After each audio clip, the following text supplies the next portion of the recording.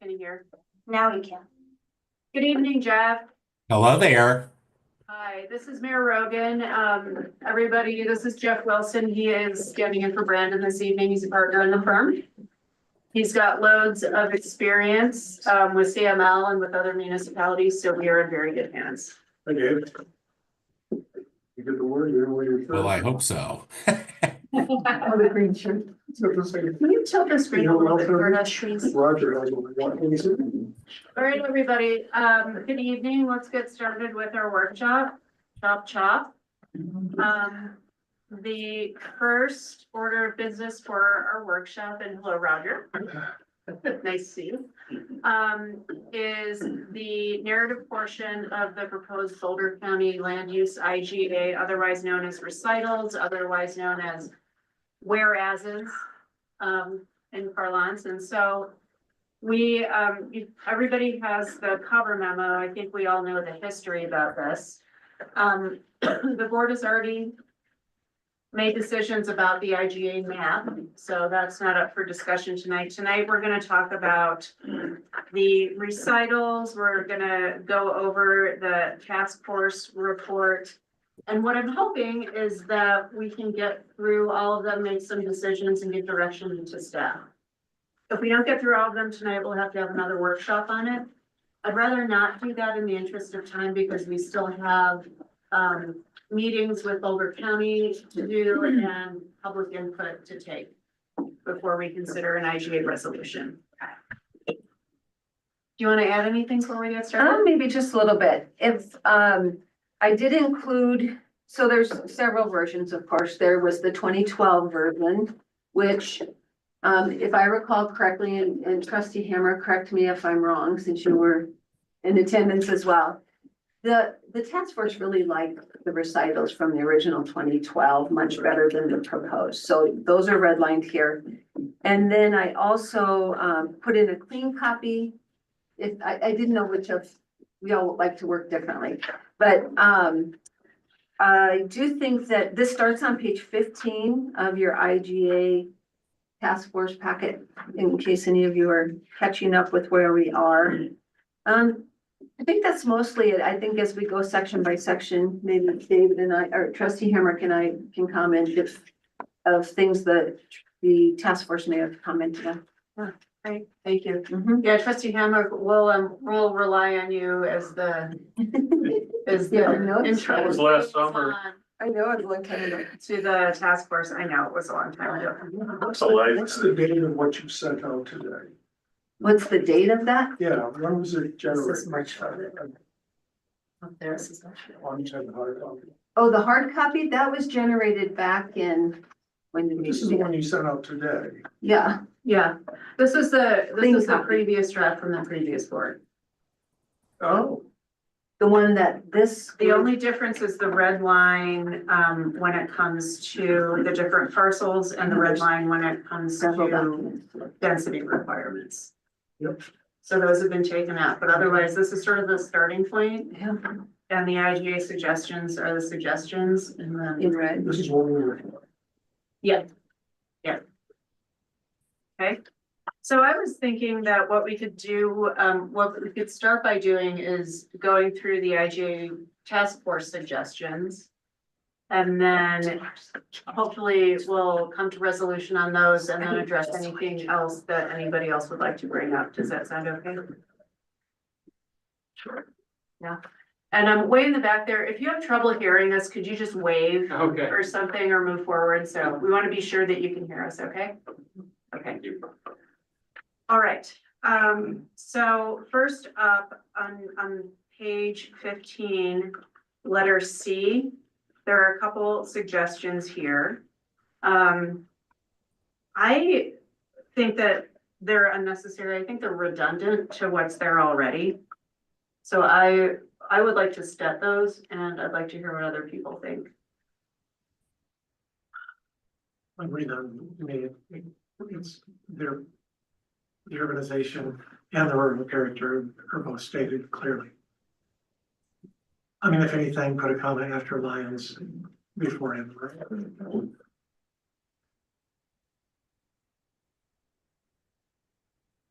Anybody else?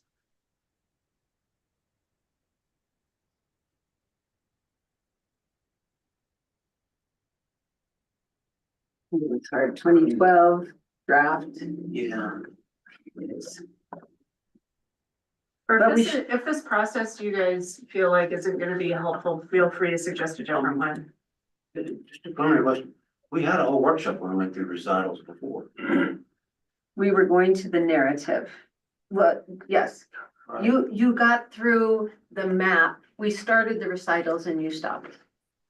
You So did we not get haven't- through I thought we took up recitals. the recitals long before we got to the map in a separate meeting. Oh. Is that the same board? Yeah. I kind of remember that, but We were doing, we did a whole thing on recitals before we even got into the main body of the. I'm not sure we ever made any decisions about them.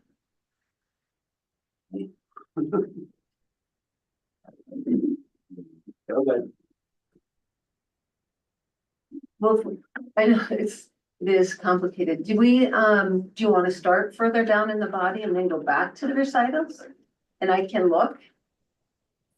Let's do that.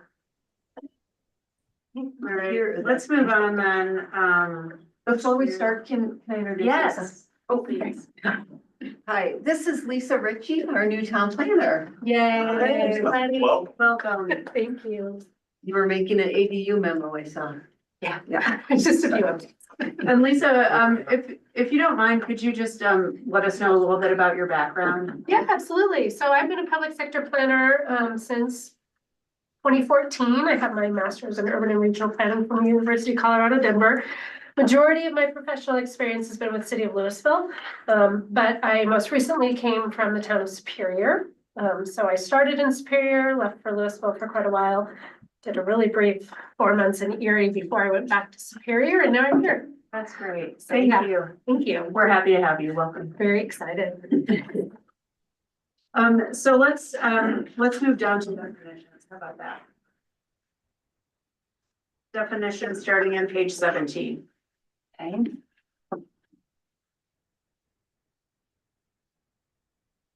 Anybody like to start?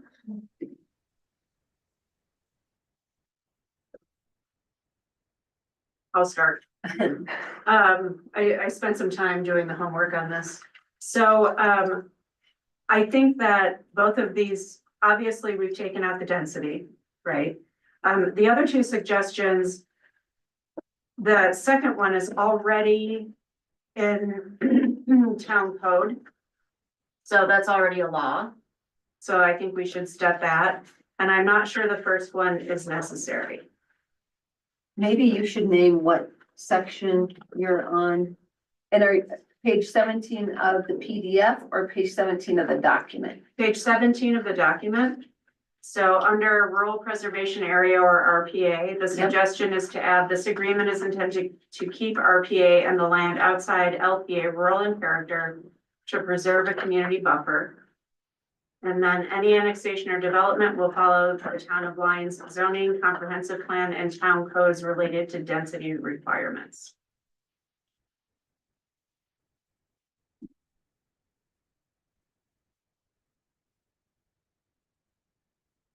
So you take issue with the second paragraph of the second sentence there, any annexation or development will follow the town?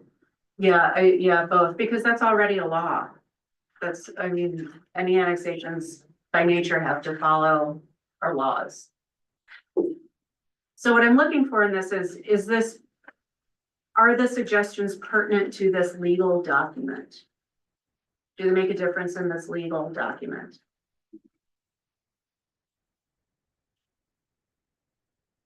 No, that's fine. I think statement of intent on what RPA is useful. Because sometimes things end up in court and how do we construe the parties? I think that's a fair statement of the intent of what the RPA is. I think that's, I agree with you as to the second part. I think that's probably stating the obvious. I have an old note here. I'm not sure from when. Which basically asks about that piece that's underlined there, this agreement is intended to keep RP in line outside LP rural and character to preserve a community buffer. And I had scratched out to reserve a community buffer, and I put scope question mark, not a definition, add to section 3. So I feel like this is something we've discussed, and that maybe we're putting it in section 3. I don't recall exactly, these are my notes.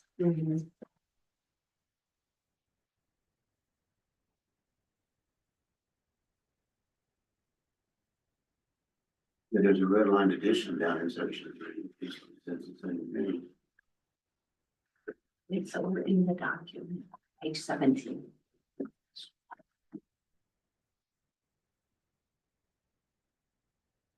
Doesn't mention community buffer, but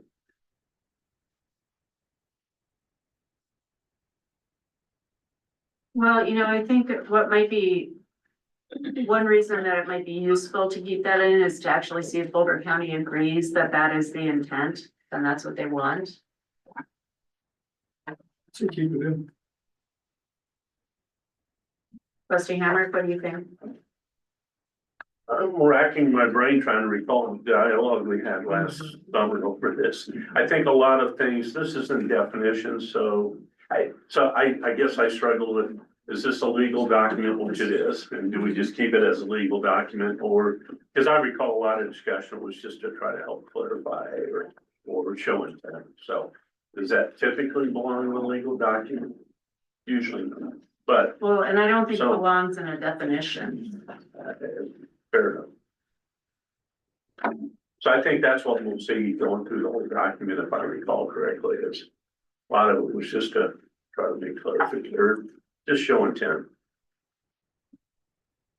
I wonder if it would be useful, since a lot of these suggestions are created to show intent, to create another section of this document about our intent, or a cover letter about our intent. Did you, Trustee Hammer, do you remember discussing that? I don't, but I think that would be appropriate, because otherwise we're gonna get tangled up under, this isn't for, definitions or whatever section we're talking about. Like a preamble. Yeah, something like that.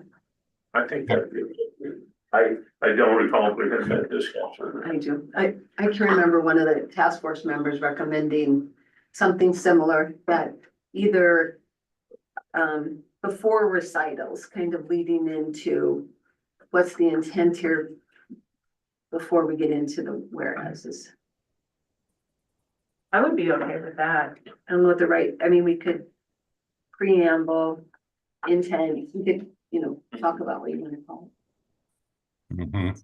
Right, Trustee Hamrick, I think otherwise we're gonna get mired in what belongs in what section of a legal document. And kind of miss out on the meaning of it, right? Yeah.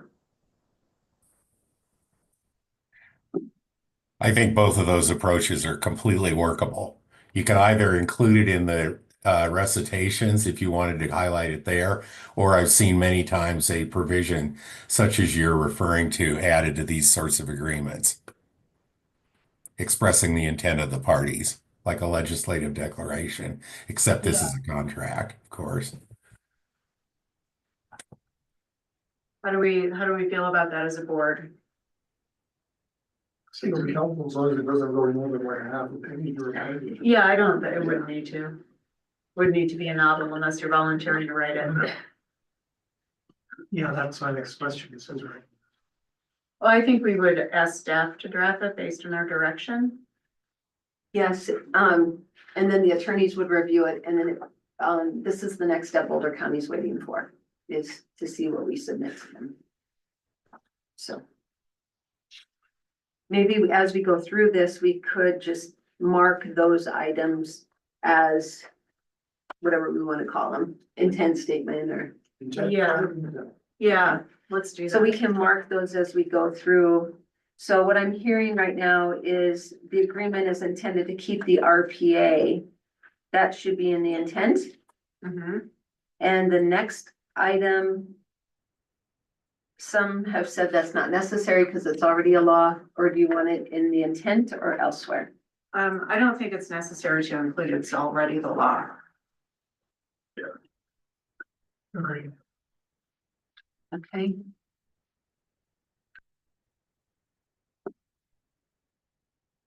Okay, let's go down into the agreement under 1D, the no development areas. I'm totally fine with having that there. I have one question. 2D, thank you. And perhaps the attorney could weigh in on this.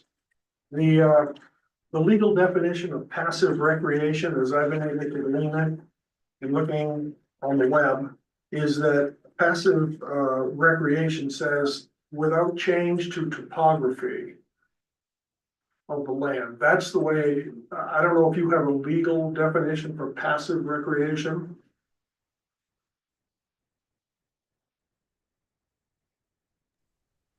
I do not have a definition for that. Does staff, do you, Of course, I confess, I'm just looking at a lot of this for the first time as a pinch hitter. yeah, Yeah, I just went to a website called Law Insider and it's got like 6 or 7 definitions of passive recreation, the legalese. And what stood out to me was that a couple of them say that low impact, non-motorized recreation without change to the topography, which means there can be no change to the actual land itself. That's what that means. like people can't build a bike trail. Build a bike trail, grade the property for whatever reason. I would suggest, I think, in just previous experience in agreements like this, I think it's a good idea if there's uncertainty around a term that it gets added as a definition, particularly around, making a parking lot for a trailhead is fine, but it would require grading, right? So I think maybe some further dialogue with the county. And I believe we have a definition of passive recreation in our Parks Open Space Master Plan. Which, Oh.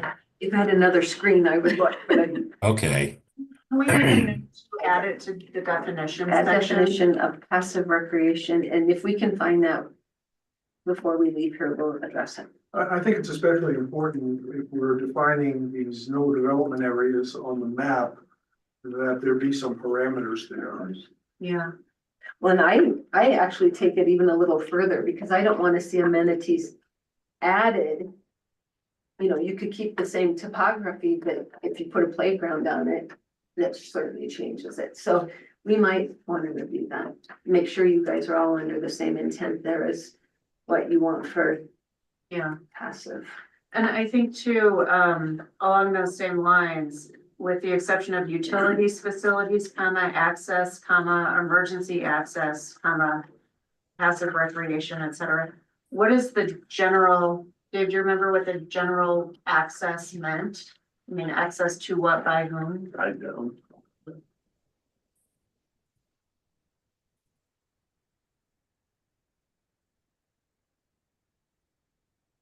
Yeah, thinking about the different no development areas on the map.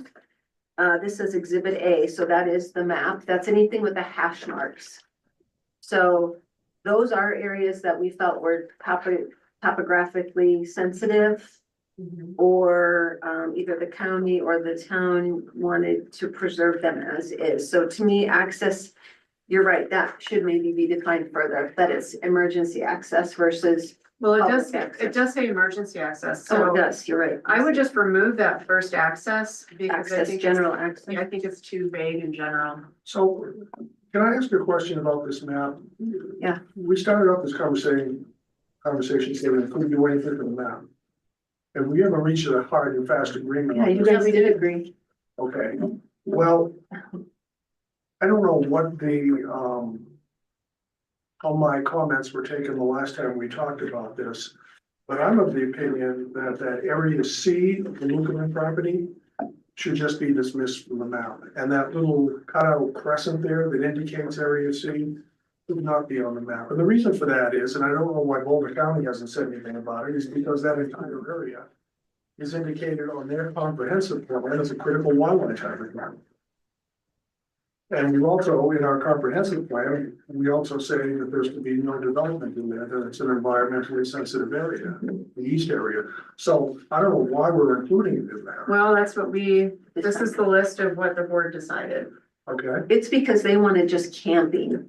You guys were okay with something like that, but no facilities. yeah, well, I'm having second thoughts about Okay. that too, because, your comment the last time was that the Lucanen annexation would be an all or nothing. It could be, and I have Right, since. so, met with because I was questioning. Okay, you know what, because this was not, what was on the agenda was the recitals, not the map. So if you want to have a further discussion about the map, let's schedule that. Okay, And in the meantime, maybe Victoria can update the board on what she learned when she spoke to the Lucas.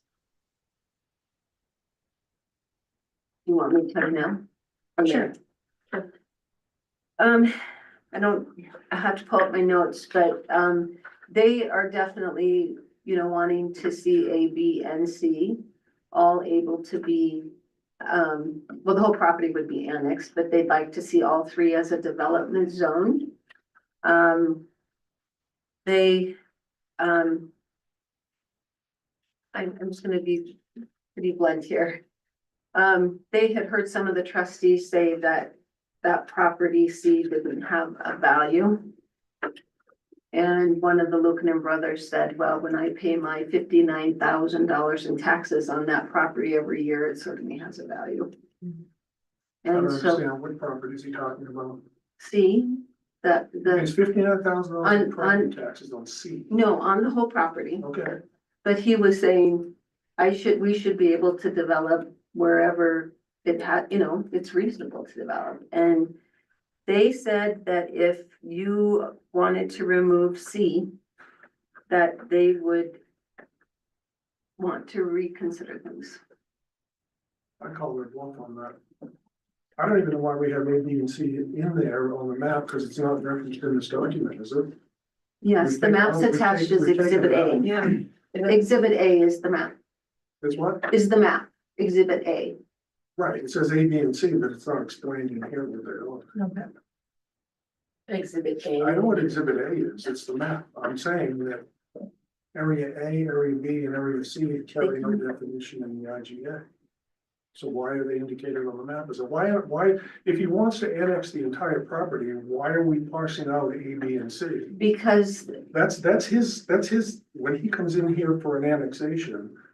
And he starts parsing up the property according to how he wants to develop it. he won't, That's a whole nother, no, he has to annex as a whole. You guys Yes, I are no understand longer that. allowing it to be parsed. I got it. Yeah, But when he comes in here and proposes the annexation, then is the time for him to start parsing up the property. as well, but B will be housing, C will be a campground, and A will be this.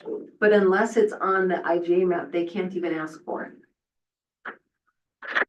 I'm not that dumb. Why, you said he was going to annex the entire property. Yes, he has to. Got it, but why are we talking about A, B, and C?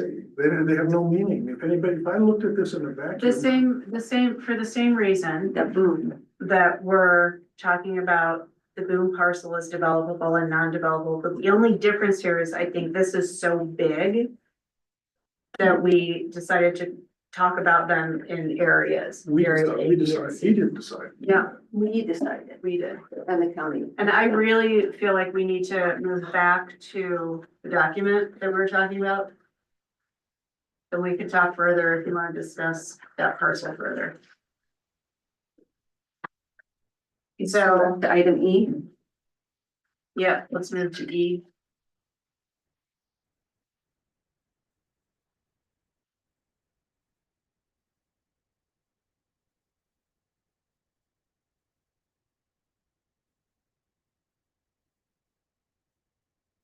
So item E, I believe, is unnecessary because this is already the case for Lions when we consider annexation and development applications, we already do this.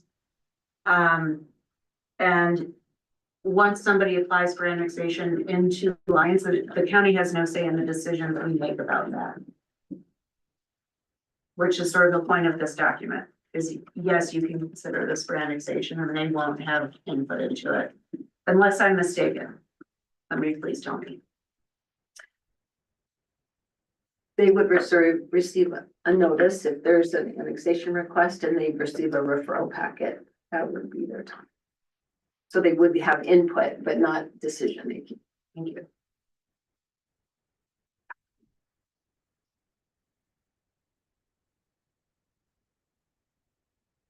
And I think the same is true for number F.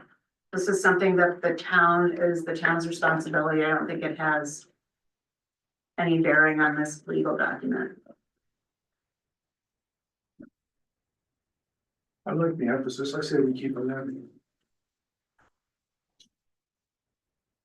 I don't see anything pretty good.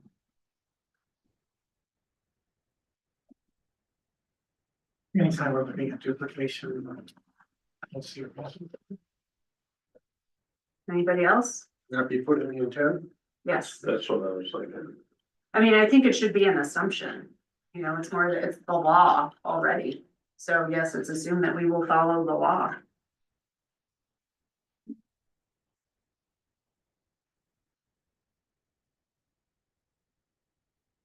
Other thoughts?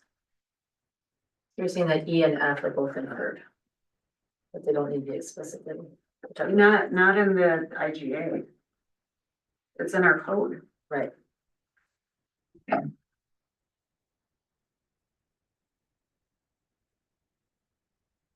I don't have haven't heard from majority yet.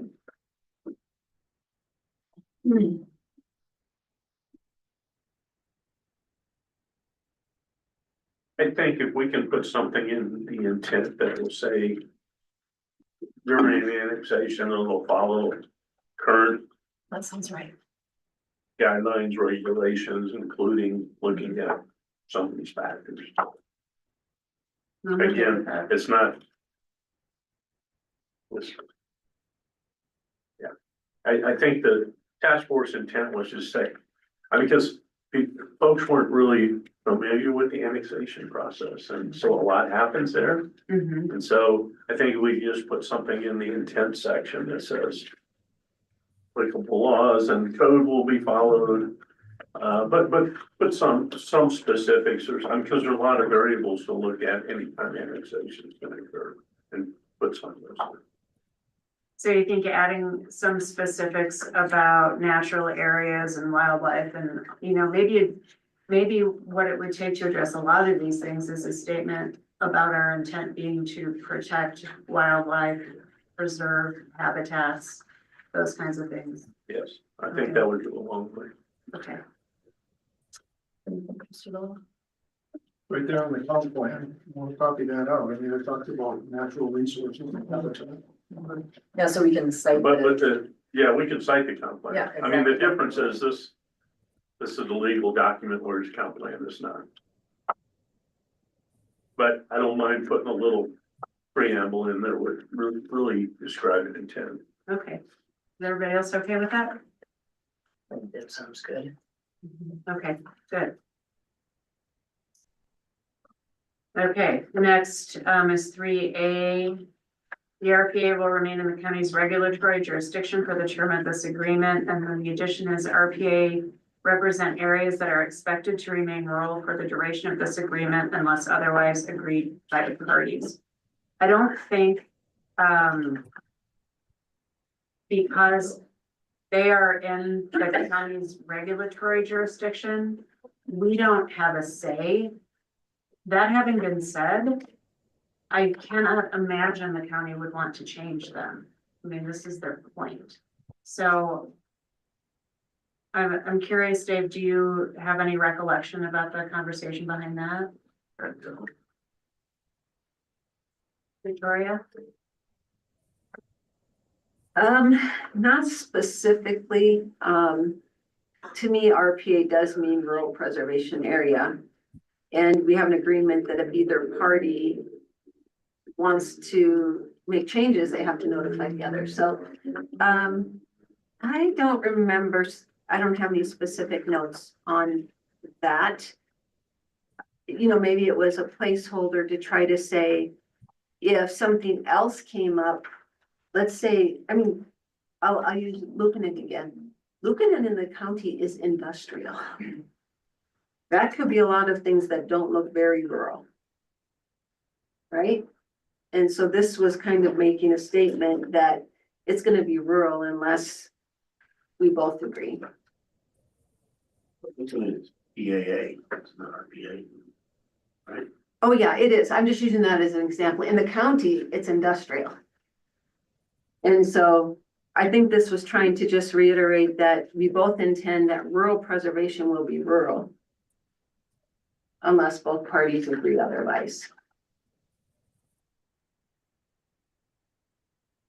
And I don't know, there might be some other properties in RPA kind of between Lucanon and Stonex that are not zoned as such. It could be, I mean, the whole Dow Flat certainly wasn't. I think that helps clarify the intent of the parties, like you say, I don't think. Just saying it's in the county's jurisdiction. Kind of states a truism, but I believe it's the county's intent that things exist in the RPA, certainly the way they've acted in the past, the way the 2012 agreement is going to be. They think, they expect things with that designation not to be commercially developed, for example, so I think that clarifies the first sentence.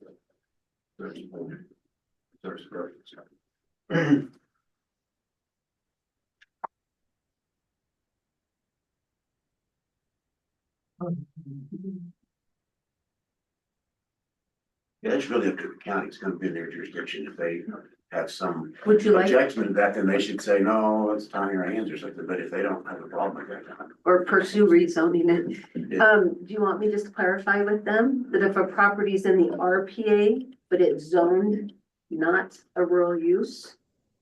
I mean, do you want me just to confirm that with them? Yeah, let's do. Okay.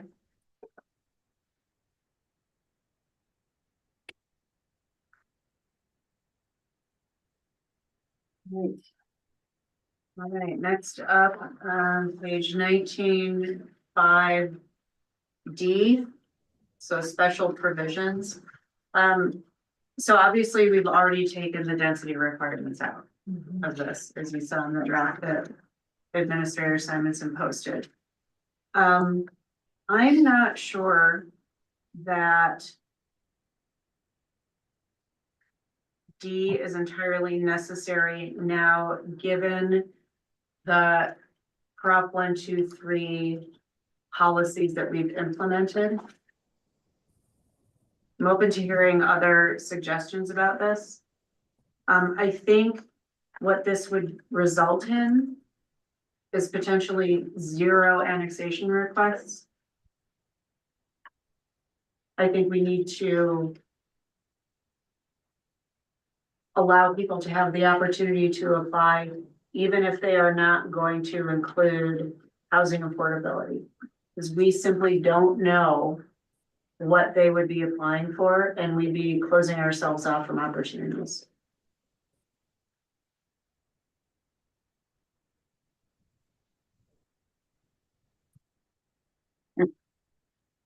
Other thoughts? The last phrase on that bothered me. It utilizes density. We're taking density out. This references utilizes density rates and really incompatible with existing development.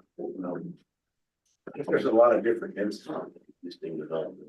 There's some very dense areas, and some not so dense areas. So that to me doesn't add very much. I don't think we ought to presuppose or what density may be included in an annexation application. So yeah, I don't think that adds anything. I'm with it as unnecessarily limiting and. Yeah, I mean, this would be considered project by project. This is unnecessarily limiting. From my perspective. Yeah, I mean, it's exactly what you're saying. So you're suggesting eliminating D completely. So that we don't restrict ourselves. Right. As much as I would love to encourage people to consider affordable workforce housing, what if they wanted to build, retail things and include affordable. There's nothing stopping them, and there's nothing stopping them from taking advantage of the carrots that we've created. Right. Right.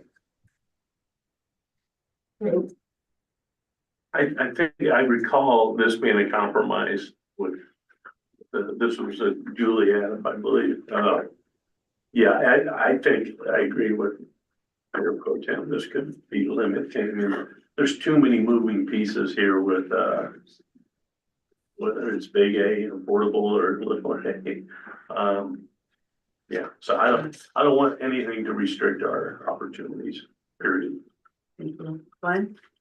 Yeah, I don't think we need to have living there. All right, and so then moving right along to the bottom of page 21, since we struck all the density. Under implementation procedures, the suggestion is to add where the county seeks to approve zoning changes within the LPA after referral is provided therein. The Board of Trustees shall respond by resolution approving or disapproving such change or suggesting conditions of approval.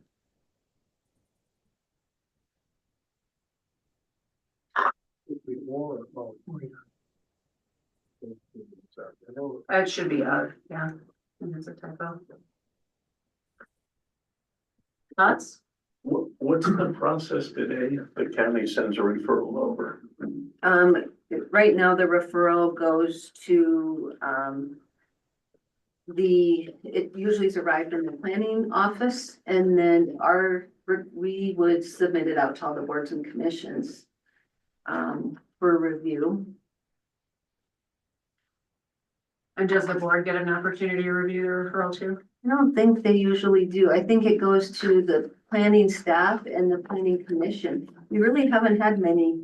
I'm trying to think of our last Well, I think the last, referral in the LPA. yeah, I get, the last referral that I remember at all is for CMEX. The CMEX mining permit extension. And that went to, And we wound up asking for more time for that because we had a very short turnaround. and before that,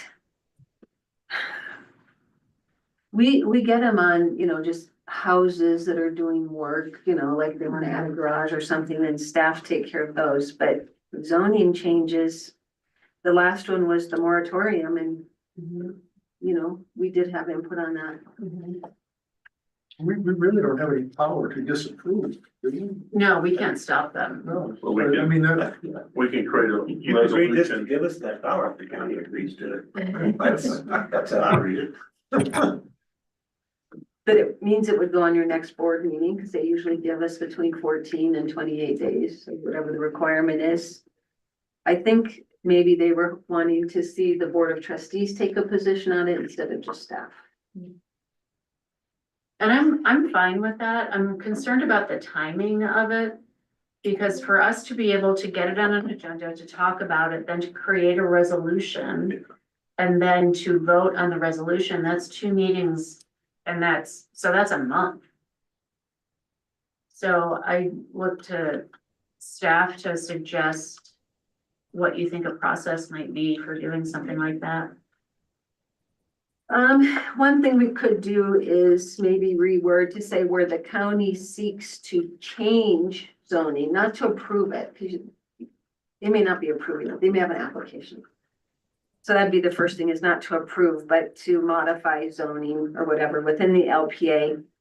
Maybe we could say planning commission and board, because we can do those back-to-back weeks. We could get those done in 14 days. I like that. That might be our suggestion. Any other thoughts about that? I like that too. It may not have time to go to all the boards and commissions, because we need a whole month for them, but actually, it's planning commission who's supposed to be dealing with zoning. Yeah. Yeah, but only for things within the town. I mean, if it's something like a big deal, it's the board that should take a position on it. Well, we have a 3-mile plan, they're kind of privy to this in our comp plan and our 3-mile plan. I'm just trying to figure out how you could get 2 sets of independent eyes on it in a short amount of time. If it's a truly monumental effect on the town of Lyon, you could always have a special meeting. True. And, we can always ask for more time, which we did with CMEX, which they granted. something needs to be rewritten then, right? So it'll say something like where the county seeks zoning changes within the LPA. After referral is provided herein, does that phrase still ring true for this? After referral is provided herein, then we would say that planning and community development commission and the board respond. Or whatever mechanism.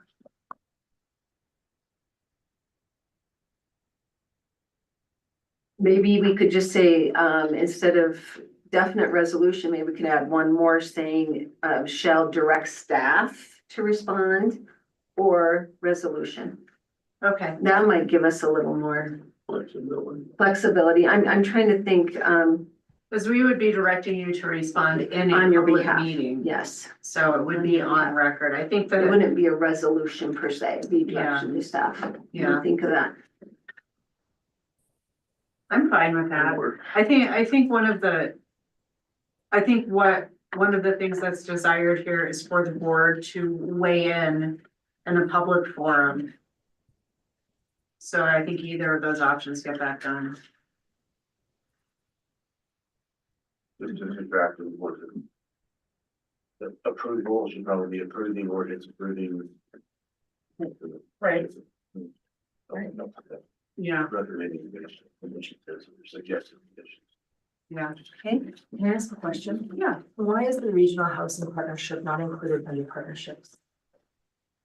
There's like a separate, What page are you on? just that same page, just above the rules Oh, I of procedures, they talk about regional housing partnership, and then number 8 is about partnerships. Good question. I'm just wondering, why is it not included? let's make that suggestion. Yeah, let's put it under partnerships. Thank you for pointing that out. Okay, so I'm clear on number 7. We're gonna change approved zoning changes to if the county seeks to amend zoning within the LPA. Then it will go to the Board of Trust, or the Planning Commission and Board of Trustees for direction to staff or resolution approving or disapproving Or suggesting conditions. or suggesting conditions. Okay. Got it. Everyone in agreement about partnerships? Yep. Okay. So that brings us to the end of that. Administrator Simonson, do you want to take a look at the recitals and see where we landed on that? And if we, What's hard is when we do those in workshops, there's not minutes. So I'm gonna have to find Andrew's. I probably took notes that night so he could participate. well, just let us know and then, We're at our time, so yeah, we're at time, so we'll talk about it. is there, so what was left on this? Anything? No, we got through it. Okay, I will take a look at previous recitals and discussions. I will make another draft. Do you want me to blue line the red line or do you want it fresh? Or both? I'd like both. Okay. I should be looking at you. Yep. Blue. Okay. Welcome. Okay, then let's shift gears, move on to general offenses. This is our second workshop about general offenses. Like the first workshop tonight, we're gonna keep a big picture, getting into the weeds on all of these offenses. I think it's gonna be too tough, so let's think about what we want staff to look at, work on more. If there's any direction we wanna give. Everybody read the whole thing? Couple times.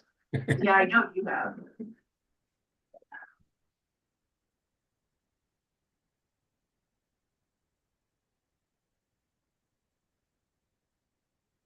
Are there any sections that anybody feels are problematic or would like to see expansion on?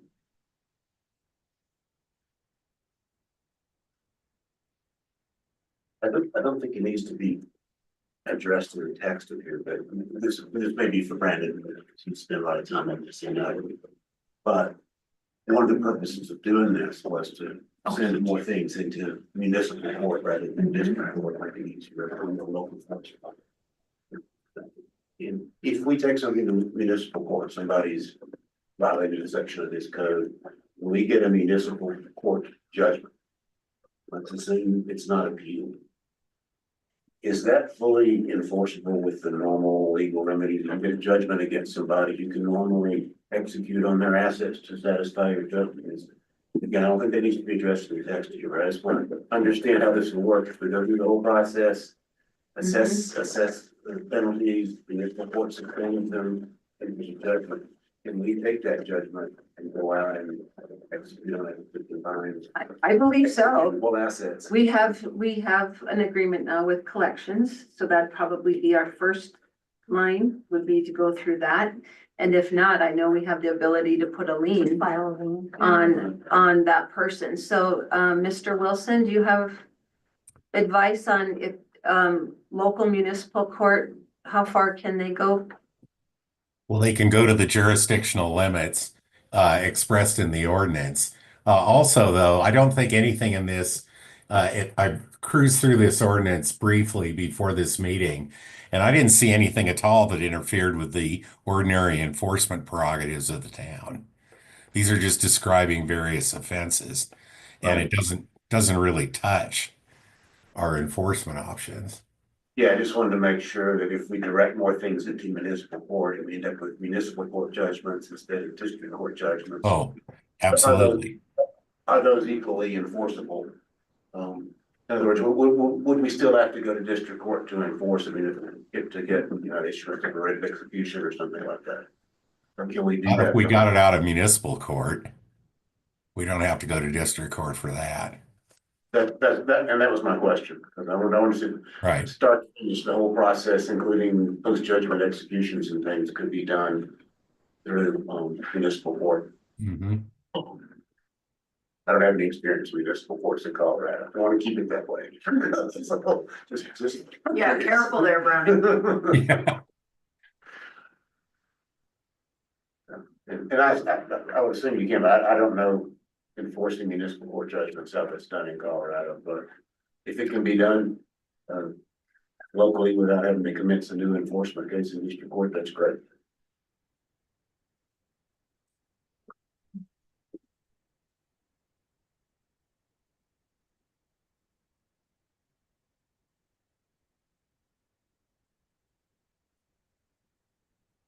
I believe when we talked about this previously, just kind of looking at it by sections, there were some comments about, do we want to revisit anything with open carry?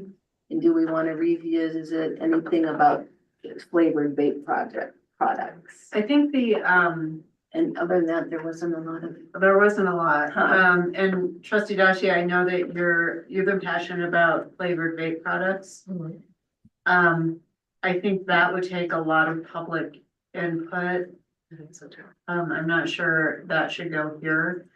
And then when it comes to the gun violence prevention ordinances, that was my thought. What my thought was is, so there's now a state law that unless you opt out of it, concealed carry is not permitted within municipal buildings. And my thought was to at least bring it up for discussion with the board and staff about whether that's something we want to opt out of. And the reason is that we, as the board, are here for 5 hours at a time every 2 weeks. Staff is here day in, day out, every day. And so if it's the opinion of staff that they feel that they would be better protected being allowed to conceal carry in the building, I think that it's something we should consider. Also keeping in mind that, there's no deputy here. Unless we specifically ask them to be. So if that's something the board wants to take up, I'm happy to take it up. If it's something the board doesn't want to take up and doesn't want to discuss opting out of that, that's fine too. But I just thought I would bring it up.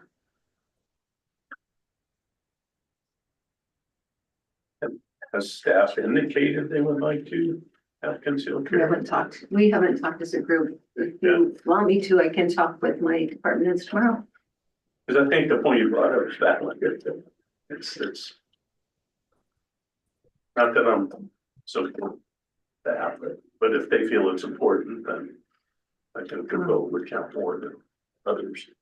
And despite my best efforts, there's nobody willing to run any legislation about providing funding for us for better security for town.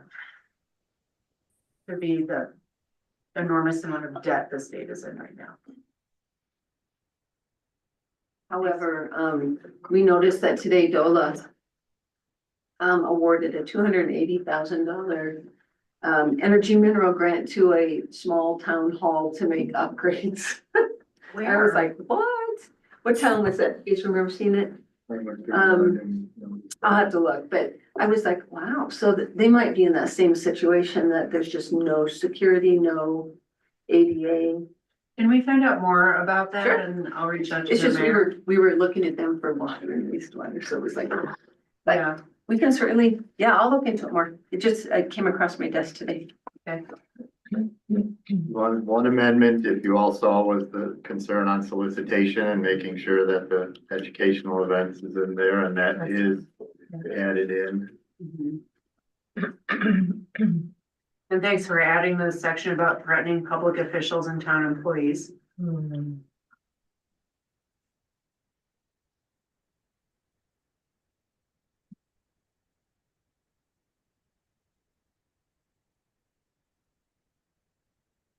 But if nobody has any feedback about this, then I think we can keep moving it forward. Okay. I don't know, I took some time, I read it through, I didn't find anything objectionable to it or anything I felt needed to be changed, it was very concise. What is it, like 69 pages? There's a lot of stuff, Yeah. yeah. I guess I can only have 2 yard sales, so. I know. What are you gonna do all summer? Wish I could have 20. Yeah. Okay, is the direction to clean this up and get it prepped for a first reading? Well, we'll talk about that in the meeting, but I mean. Oh, I'm sorry. Yeah, You're right, you're right. I'm not hearing anything. Or if people need more Otherwise- time, maybe it's that, it's an issue, I don't know. I mean, this has been, Sergeant Sears thinks this is good to go, correct? Yeah.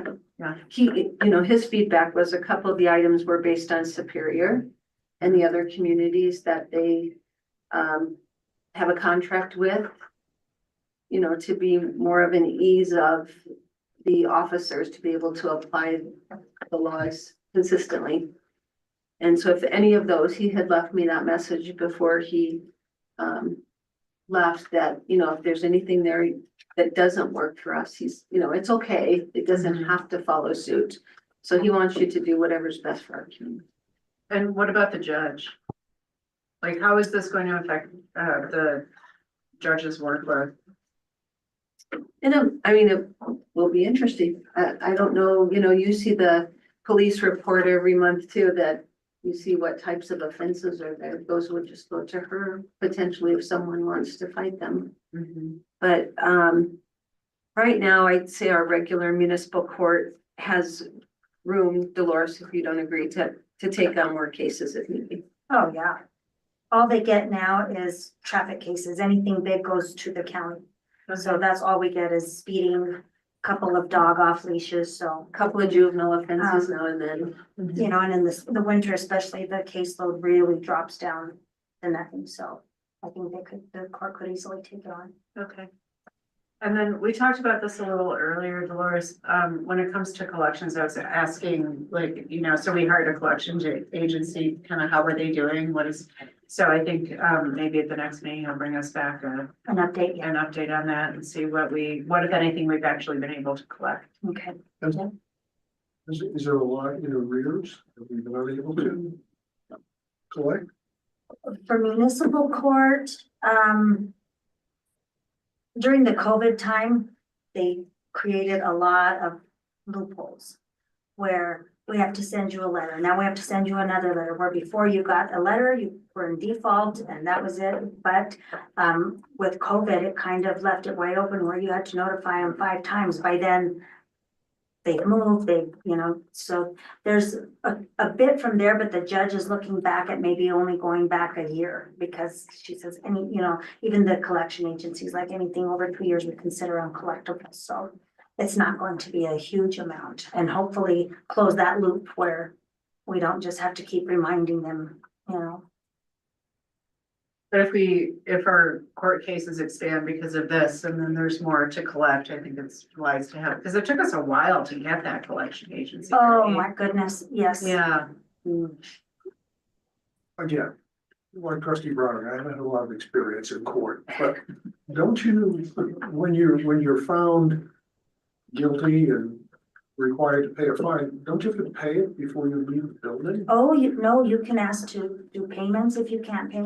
You can ask for a 3-month extension. So your case kind of stays open. So it can really drag on sometimes, especially if You you're have hit. something like $150? Yep, I'm a student and I can't pay it. And by law, you are required to give them as much time as you legally can.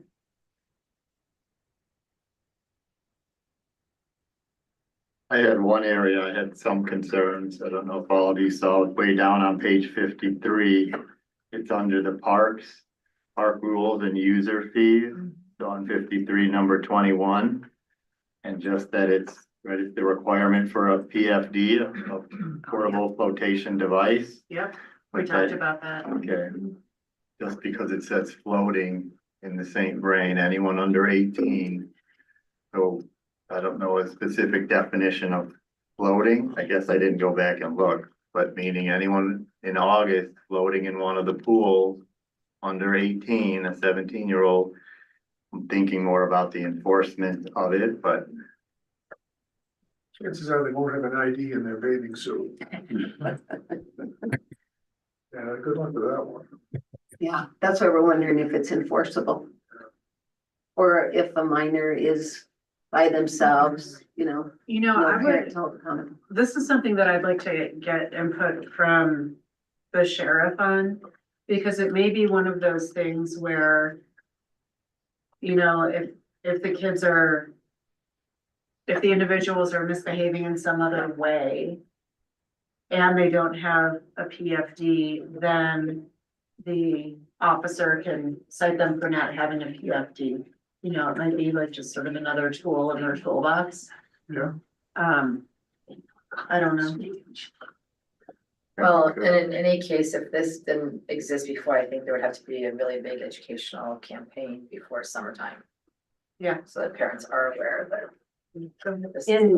In Sergeant Sears' absence, I would suggest maybe we reach out. I know that Golden has really adjusted their, Golden and Fort Collins both have done a lot of work on their stream usage. Okay. Probably Boulder Creek too. Maybe we could reach out to the 3 of them before second reading and just see what they do. I think that's a great idea. Or maybe we could say above a certain CFS. I was wondering about that because what's coming to mind as I read this is Folks Festival with all of the families Are floating. they're floating, they're tubing, they're they're just, I would believe 90% of the people in the water are under age 18. Or if not CFS, then maybe between such and such dates. Yeah, Oh, high water.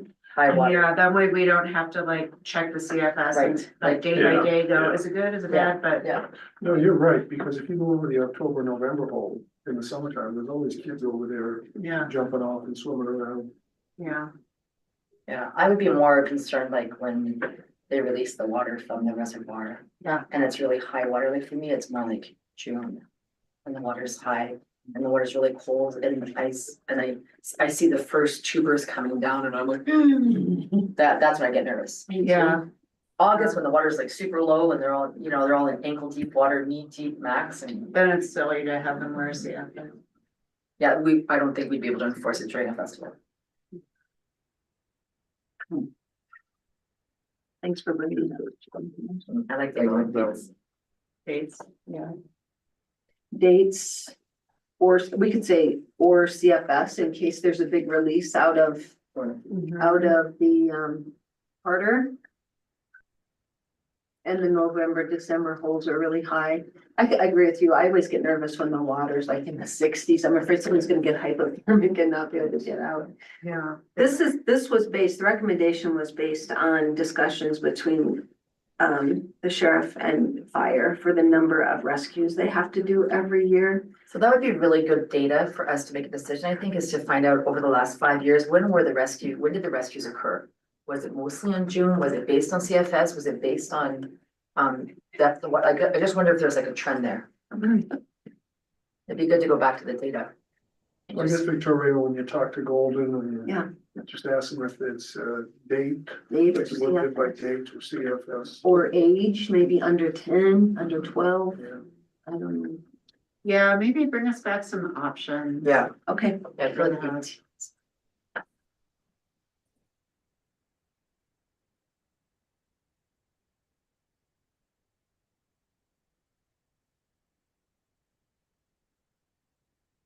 Aaron, anything else you want to point out? No, I know there, I suppose, so I say no and then go on, but maybe there was the loitering, I know there was some.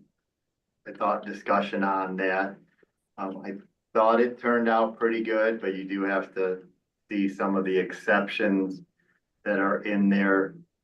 Just so that we know that, you know, again, something else has to be, they have to first have been stopped by law enforcement and told they can't loiter before they can actually then a second time have the offense or the violation.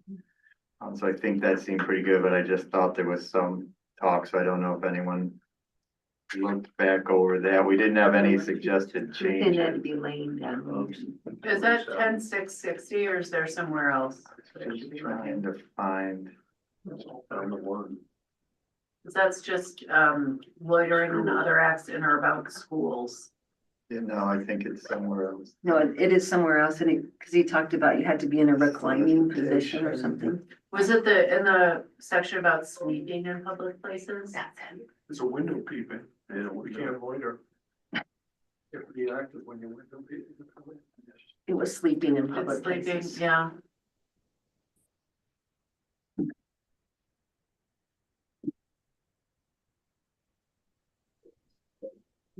Search, Sure. I just did a search for sleeping and I didn't find that. nothing came up.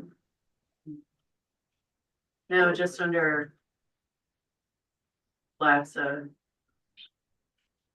Sitting or lying at 10-4-220. Sitting or lying down in designated areas. yeah. There it is. Yep. Yeah, how did you come up with, between the hours of 7 AM and 3 AM? Again, I think a lot of it was Sergeant Sears taking it from other jurisdictions. A lot of what he did was copy and paste things in. I'm just curious, because then between 4 AM and 6:59 AM, you can sleep in these spots. I'm gonna Right. keep There's it. gotta be a reason, We'll highlight that one. yeah.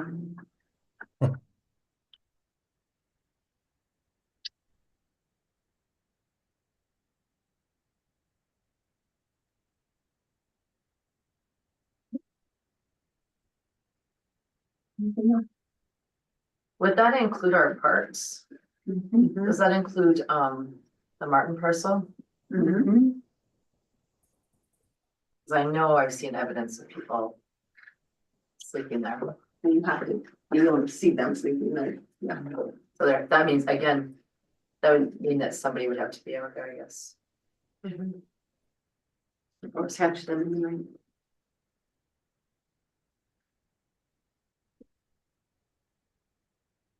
Yeah, well, if there's nothing else, then I think we finished our workshop early. We did. That's amazing. Well, I can always ask about the horse if you want me to. Ask about the horse. I can't remember which page it is now. I was just. We did add About coming a into town on a permit. horse. We did allow, you could apply for a permit. I know, but who's gonna apply for a permit if he's just sauntering into town? He's not gonna think to apply for a permit. Yeah. Oh, you can't ride a horse on a sidewalk That's- Specifically, like, Okay, so as long as they're on the road, they're okay. or a burrow. we knew Or of a the trail. boroughs that have come for events A burrow on the or, sidewalk. again, Right, for a sidewalk is parade. a way Well, I've public seen open somebody space hitch or their other horse public outside of lands Oscar not Blues. Specifically Really? designated. Yeah. A horse tied So up they outside can't Oscar get, yeah, Blues? so they can't Mhm. get picked up. Did they trailer it in or ride it in? They wrote it in, so that's why I'm like, you know, So they, How did they get to Oscar Blues if they can't get they don't outside? have a driving. they just. I've seen horses going They between came down Lions and 36. Boulder on 36. Uh-huh, 36. I saw them come down 36. Yeah, it seems so dangerous, so dangerous. All right, so follow up here, we have staff feedback on concealed carry at town hall. Or public, I'll say town facilities. Yeah, Getting in, some feedback from Fort Collins, Golden and Boulder regarding their floating and limitations on the river. Over the last 5 years, when did the rescues occur? Numbers, types too. And then this sitting or lying in public places, how did they come up with a time frame? and Will, maybe you can reiterate that when we get to that part of the agenda. Oh, sure. Thank you. Okay, thank you. All right. Okay, that's. Everybody gets a little break. Great, Take thanks, a few everybody. breaths.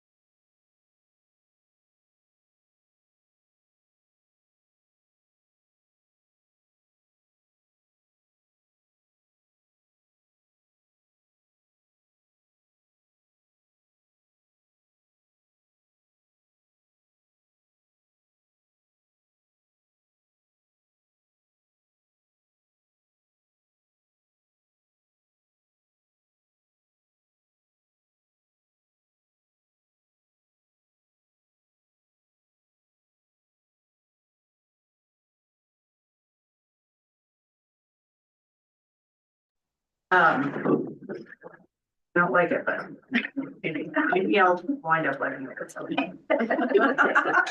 Good evening, everybody. Good evening. We are going to call the Monday, April 7th, 2025 Lions Board of Trustees meeting to order. We have a roll call, please. Yes, Mayor Rogan, Present. Mayor Pro Tem Williams, President. Trustee Hamrick, Present. Trustee Dottie, Present. Trustee Lowell, President. Trustee Browning, Present. and Trustee Delman. Present. Please rise for the Pledge of Allegiance. I pledge allegiance To the flag of the United States of America and to the republic for which it stands, one nation, under God, indivisible, with liberty and justice for all. Thank you, everybody. Well, that's how you leave us. I'll read the land acknowledgement, then we'll take a short reflective moment of silence. We must acknowledge with respect as non-native people that the land on which we stand, live, and learn is the traditional territory of the Ute, Cheyenne, and Arapaho peoples. We also recognize the 48 contemporary tribal nations that are historically tied to the lands that make up the state of Colorado.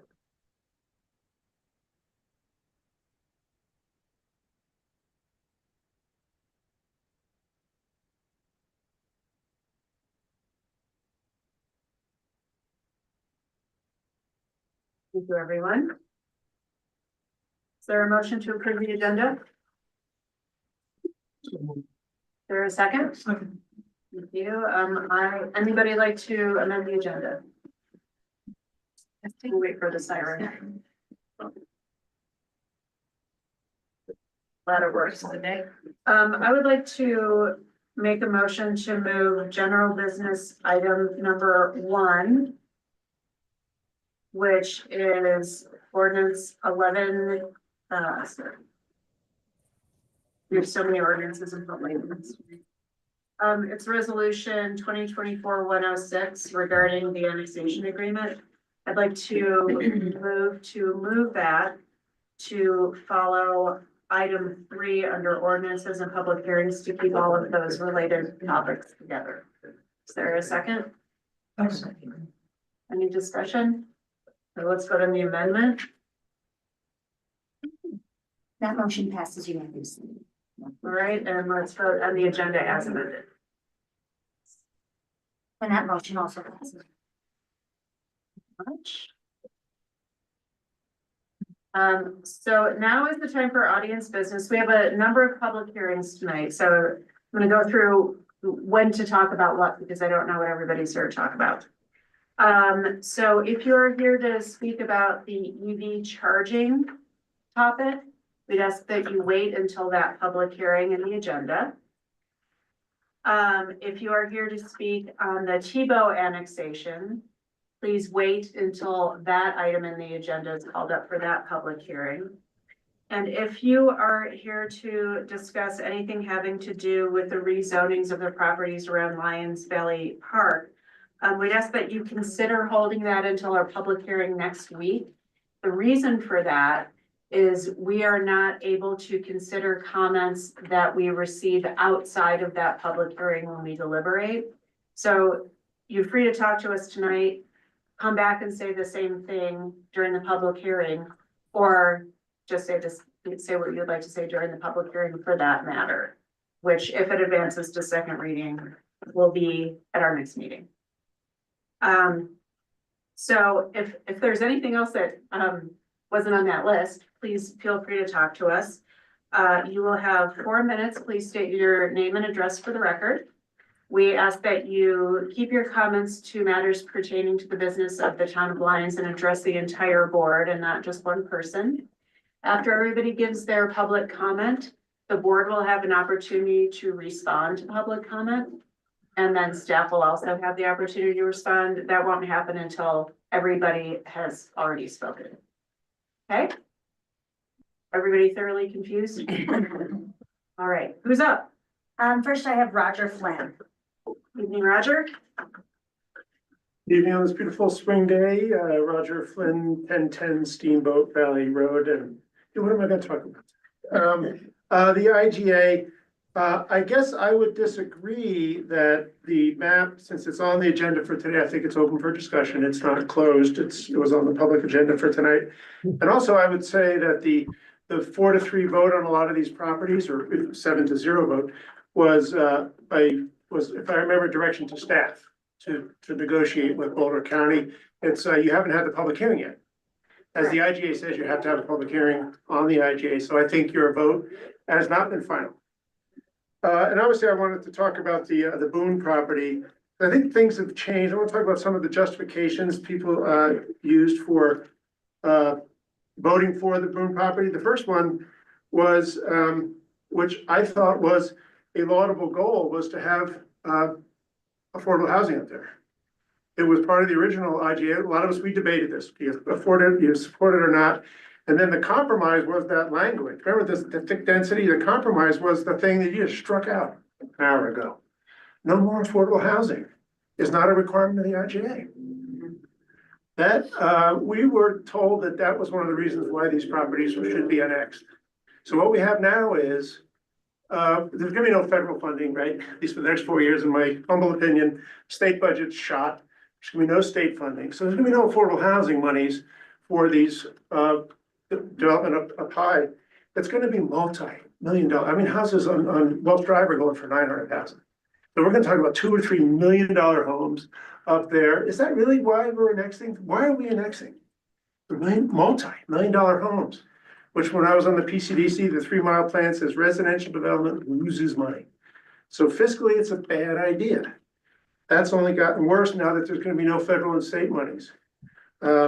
And we, another option was that, well, we need it for the water line. You don't need to annex to build the water line up there. That doesn't even account for all the money. Remember the consult report, whatever the name of that was, $1 million or $2 million minimum to get water up there. And if you need, you're gonna have to retrofit all the other water, like on Steamboat where I live, the pressure valves will blow out. And so we don't have we don't need this for a water line. We don't need it for a tank up there. You can cut a deal with whoever the owner is. That's the way deals, easements and right of ways are done. And then there was talk that there's gonna be a park up there. A swimming pool. It's an old gravel mine. I think the discussions from Trustee Lowell today about passive recreation is on the point. We're not gonna be bulldozing that to create a park up there. We're gonna get water for irrigation for kids to have drinking water or lawns or something like that. There's gonna be no park up there.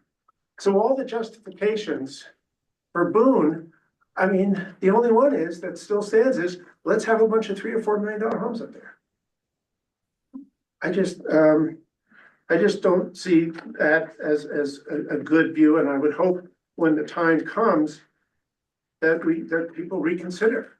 If we're not gonna have affordable housing up there, we don't need it for water infrastructure, and we'd have to pay for that, or the developer. We don't have that money. We're never gonna have it now. And then, I was gonna add things about in the that suggested things like, let's have, actually, I said, let's put substantial affordable housing up there. That was my edit to the draft today for the public. That's gone, not even any affordable housing. I mean, and then the other one was, I was gonna add a thing that development and then of the PAAs should be fiscally responsible to the benefit of the citizens alike. I think that would be a good addition. And let Boulder County know that we are fiscally sound here. Is that my 4 minutes? Yeah. That's Okay, right. so Thank you, fiscally Roger. sound, I think, is another thing we should pay attention to. Thank you very much.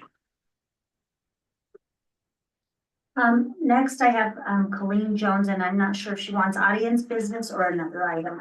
Okay, if not, I have Kay Sparks. And I'm not sure what that is. Case Sparks, 2169 Apple Valley Road. Good evening. I hope you're enjoying this warm weather. It probably won't last, but let's just enjoy it. 2 pieces of information from the Housing and Human Services Committee, just to let you know. You'll read this in the Redstone Review, but you get it first.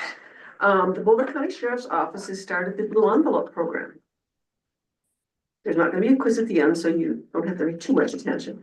But it's designed to improve communication between law enforcement officers and individuals with conditions or disabilities such as autism, dementia, other conditions that might require additional accommodations or just awareness on the officer's part. How it works is they go to the station, as I did today, and they pick up an envelope. They fill out the blue envelope. The suggestion is they put a copy of their driver's license, vehicle registration, insurance, the things an officer would ask you for. And then on the back, you put your name, your emergency contact, and your name and phone number, and then what makes it difficult for you to understand, to interact, whatever it is. Examples they give are deafness, hard of hearing, limited vision, which I thought was interesting if you're being stopped in a vehicle. Medical alert, autistic, Tourette's syndrome, needs an interpreter, diabetic, seizure disorder, etc. And you can write in something else. So the person is told to keep this in their glove box. When they're pulled over, they take this, they hand it to the officer. They don't do anything else, and they have some very good instructions here to hand the envelope over, take a deep breath and listen to his or her questions. Keep your hands visible to the officer. Don't reach for things without permission, and don't leave without permission. So that's going to facilitate that. So the one thing they need to also know, and you'll see it on the Redstone review, is that people who are in this situation still must follow the law. So this is not a guarantee that you don't get a citation for whatever. Okay, I might even consider this a second reading. I think I've talked about the disaster preparedness. Okay, it's happening after you get your income tax done on April 15th at 6:30, you can come to the library. This is a basic beginning class. The HHSC is hoping that out of this, we will identify folks who need help making their plan, and we will follow up on that. We'll be showing them an example of the go bags that we got through the grant for LCF, etc. So if you want to come, you need to register. When I registered about a week and a half ago, I got on easily, there was room. So no guarantee, but see you there. Thanks. Thank you. And next we have Gil Sparks. Good evening all, Gil Sparks, 2169 Apple Valley Road. I have a question for the mayor. In terms of the items we should wait to talk about, items 8 and 9 on the agenda, are they a wait and talk about or something I can address tonight? By 8 and 9, do you mean? First reading. You can talk about them now if you like, but we can't consider your comments when we make a decision. Well, that's fine. I will say that. What I want to point out is 0 County Road 69 is an address I own. It's not this property, it's a different property on the map. Okay. There is something in Boulder County that Mr.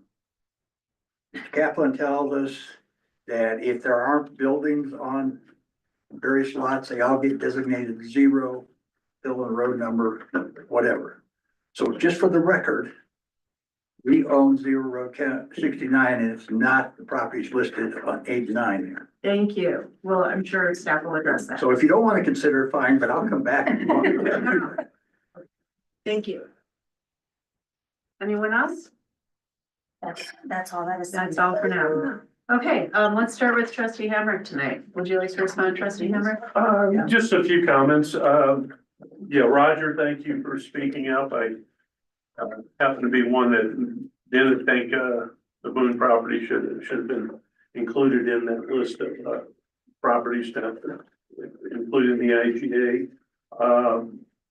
Okay, yeah, thanks for information about the blue envelope, and I've signed up a couple weeks ago for the disaster preparedness, because I personally think, I mean, we've lived through a couple, hurry and pack things, and I'm still not prepared. So I'm hoping just, spend a little time outside of the craziness of when you get the call to just plan ahead. So looking forward to it.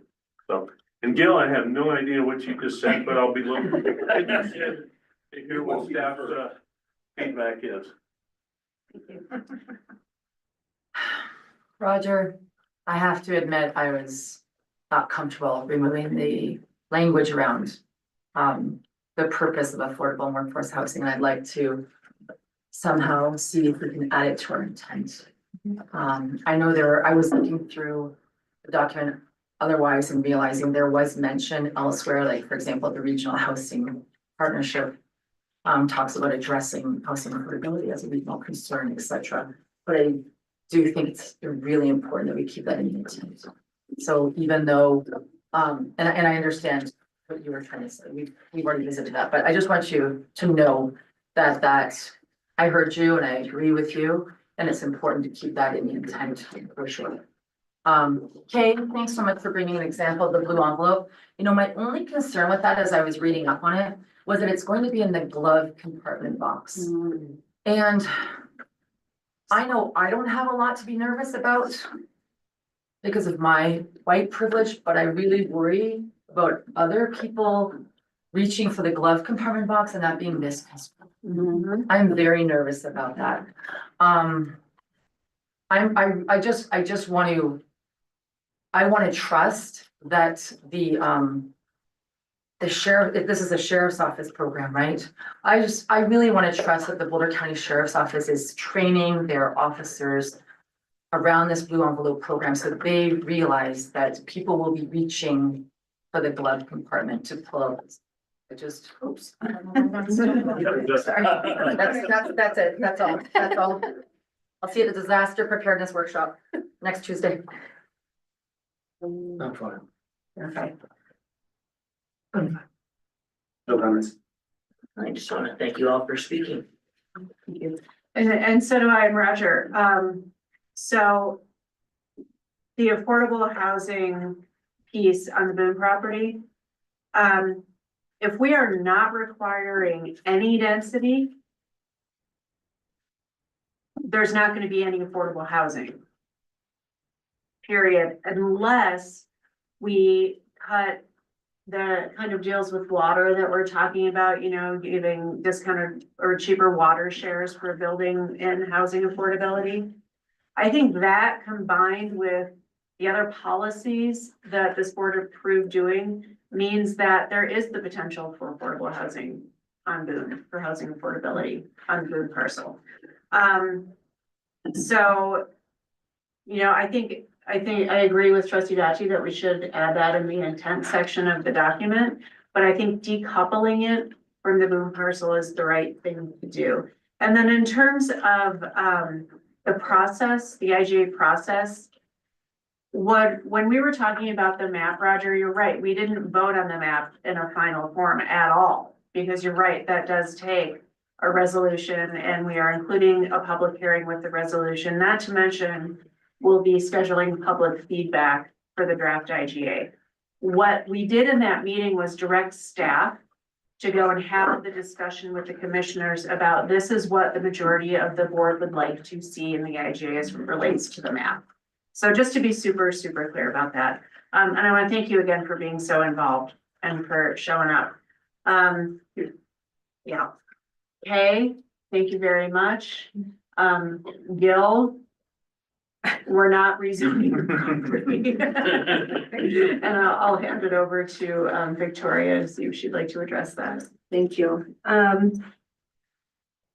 No further comments on the first two items. In regard to the addressing, we were as shocked to learn that the McConnell Triangle lot and the lot up on the hill were 0 Road 69, and it was so confusing. So we have since found out, oh, you have a. I Go can ahead. point out, but you can look at, well, one, the addressing, street addressing is not the legal description. So that's the first item, and you can even see in these 2 0 County Road 69s how the parcel number themselves change. So you could look at your parcel number and would see that your parcel number is not the parcel being listed. But then if you also go into the actual legal description, you will see, and I'm not gonna say for sure, but your legal description should not be the portion of southeast, quarter of southeast, quarter of northeast, et cetera, et cetera. So the legal description that's included in each of these reports for the rezoning is the actual I guess they say the legal description, which is the legal name of the property versus the street address, which again, can be changed to me somewhat at whim. I think we just have to be very careful that our ordinances and our formal documents include both the parcel number and the legal description. Otherwise, yeah, I'm glad you pointed that out. I did not know we had another Zero Road 69, but my guess is, when you put that into the property search, there's probably 6 or 7 of them, so interesting.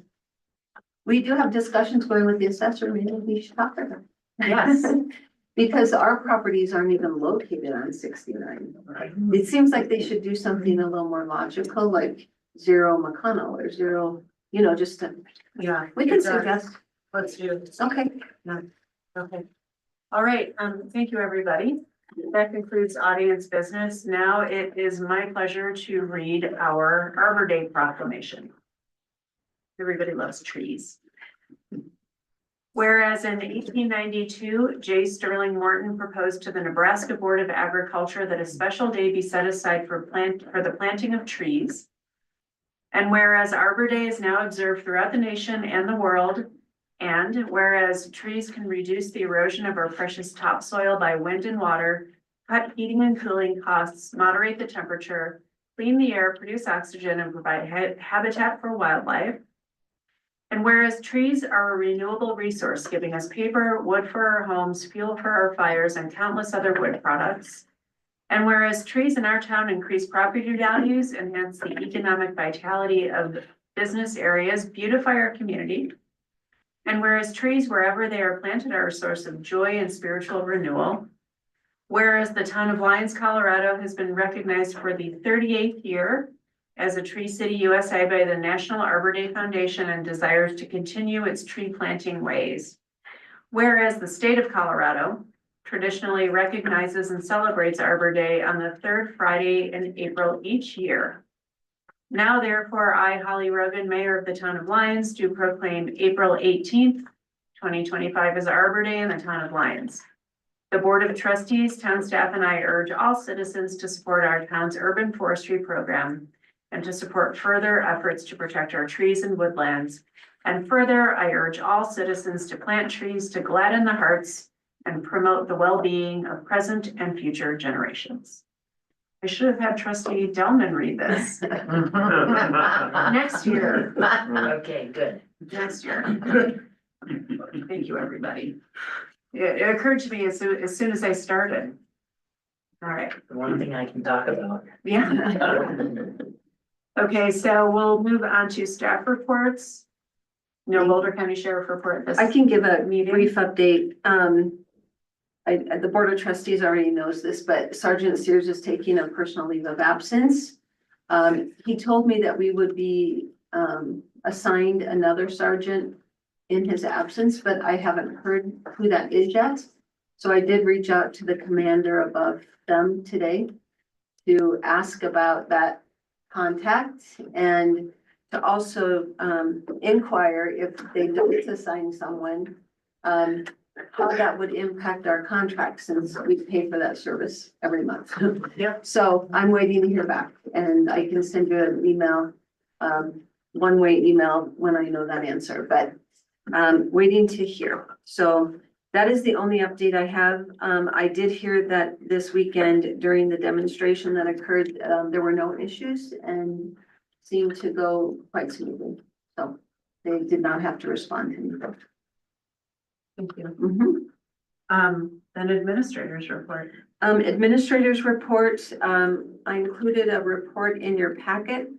The first section of that includes all of the utility updates from Director Kaplan, including an update on the Apple Valley Water Plant. Since that time, there has been a request to have an executive session to discuss that property. So right now, the mayor has tentatively scheduled that for our next meeting. There's some updates about the box culvert. We're waiting for that report. The warning sirens, as you heard tonight, today is the first test. It will happen the first Monday of every month between now and I think it's October. And they will be 10 a.m., 7 p.m.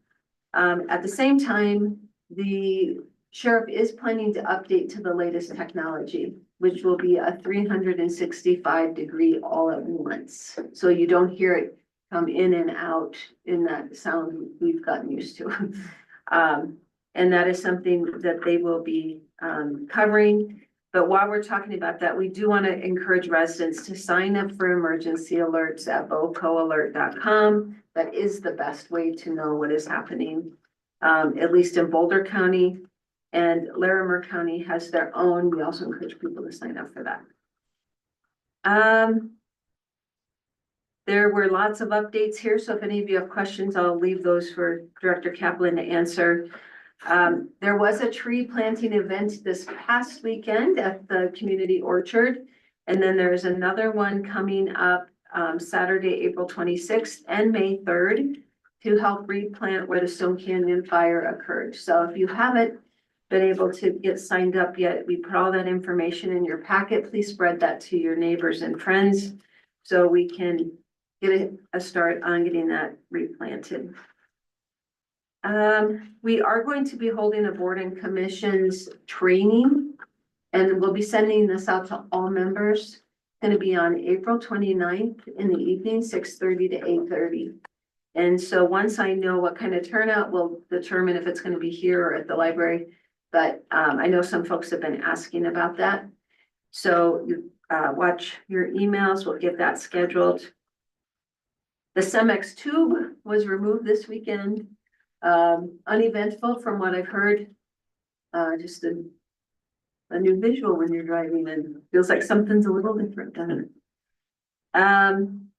I put as many updates on federal funding as I currently had as of last Thursday.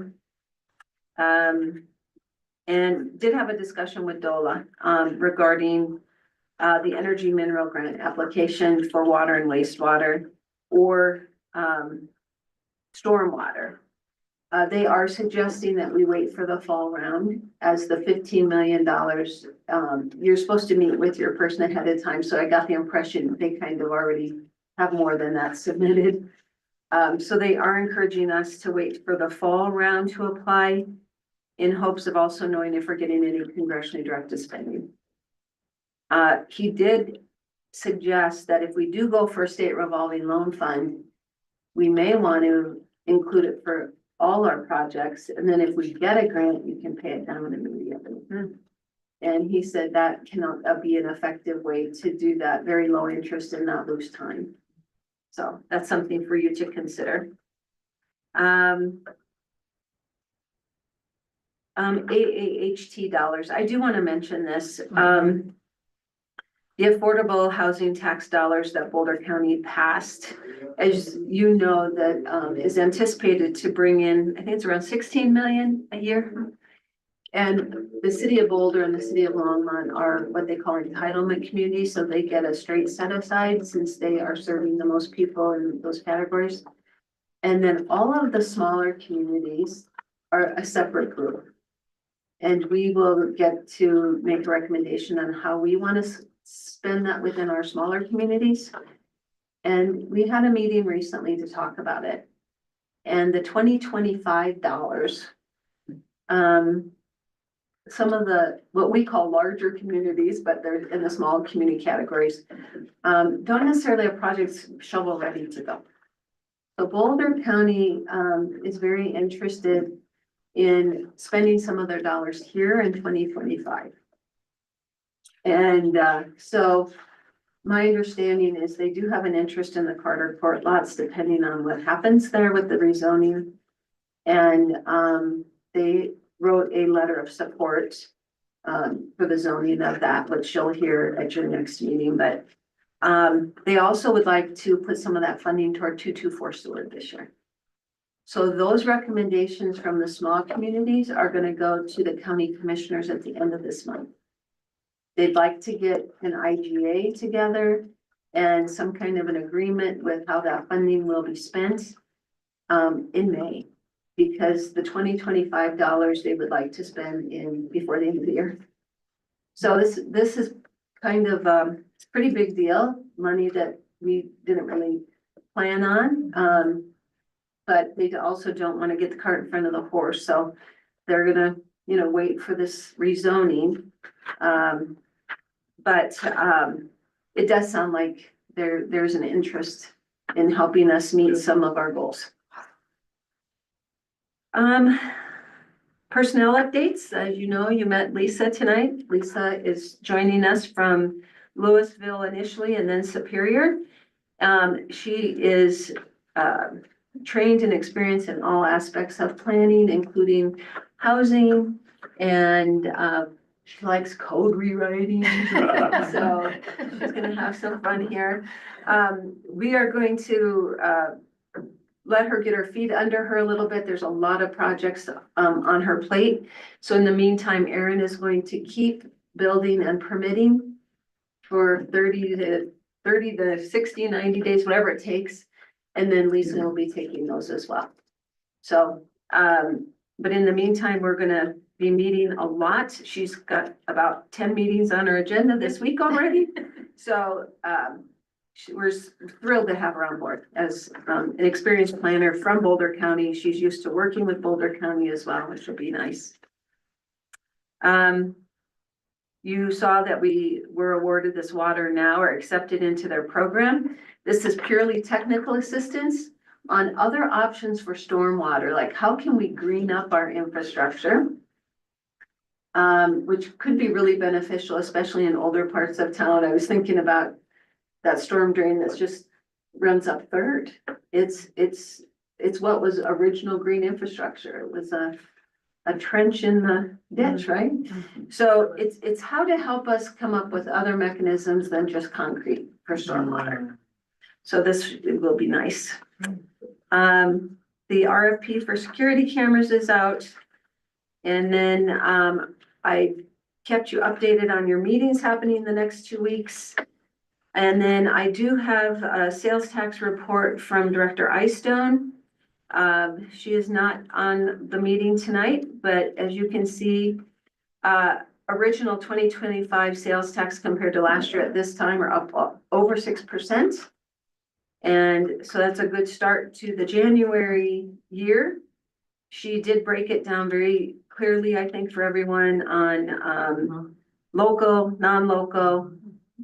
The board is aware of one business that is now over 3 months behind on their sales tax and have been issued a letter of demand for their business license to get renewed.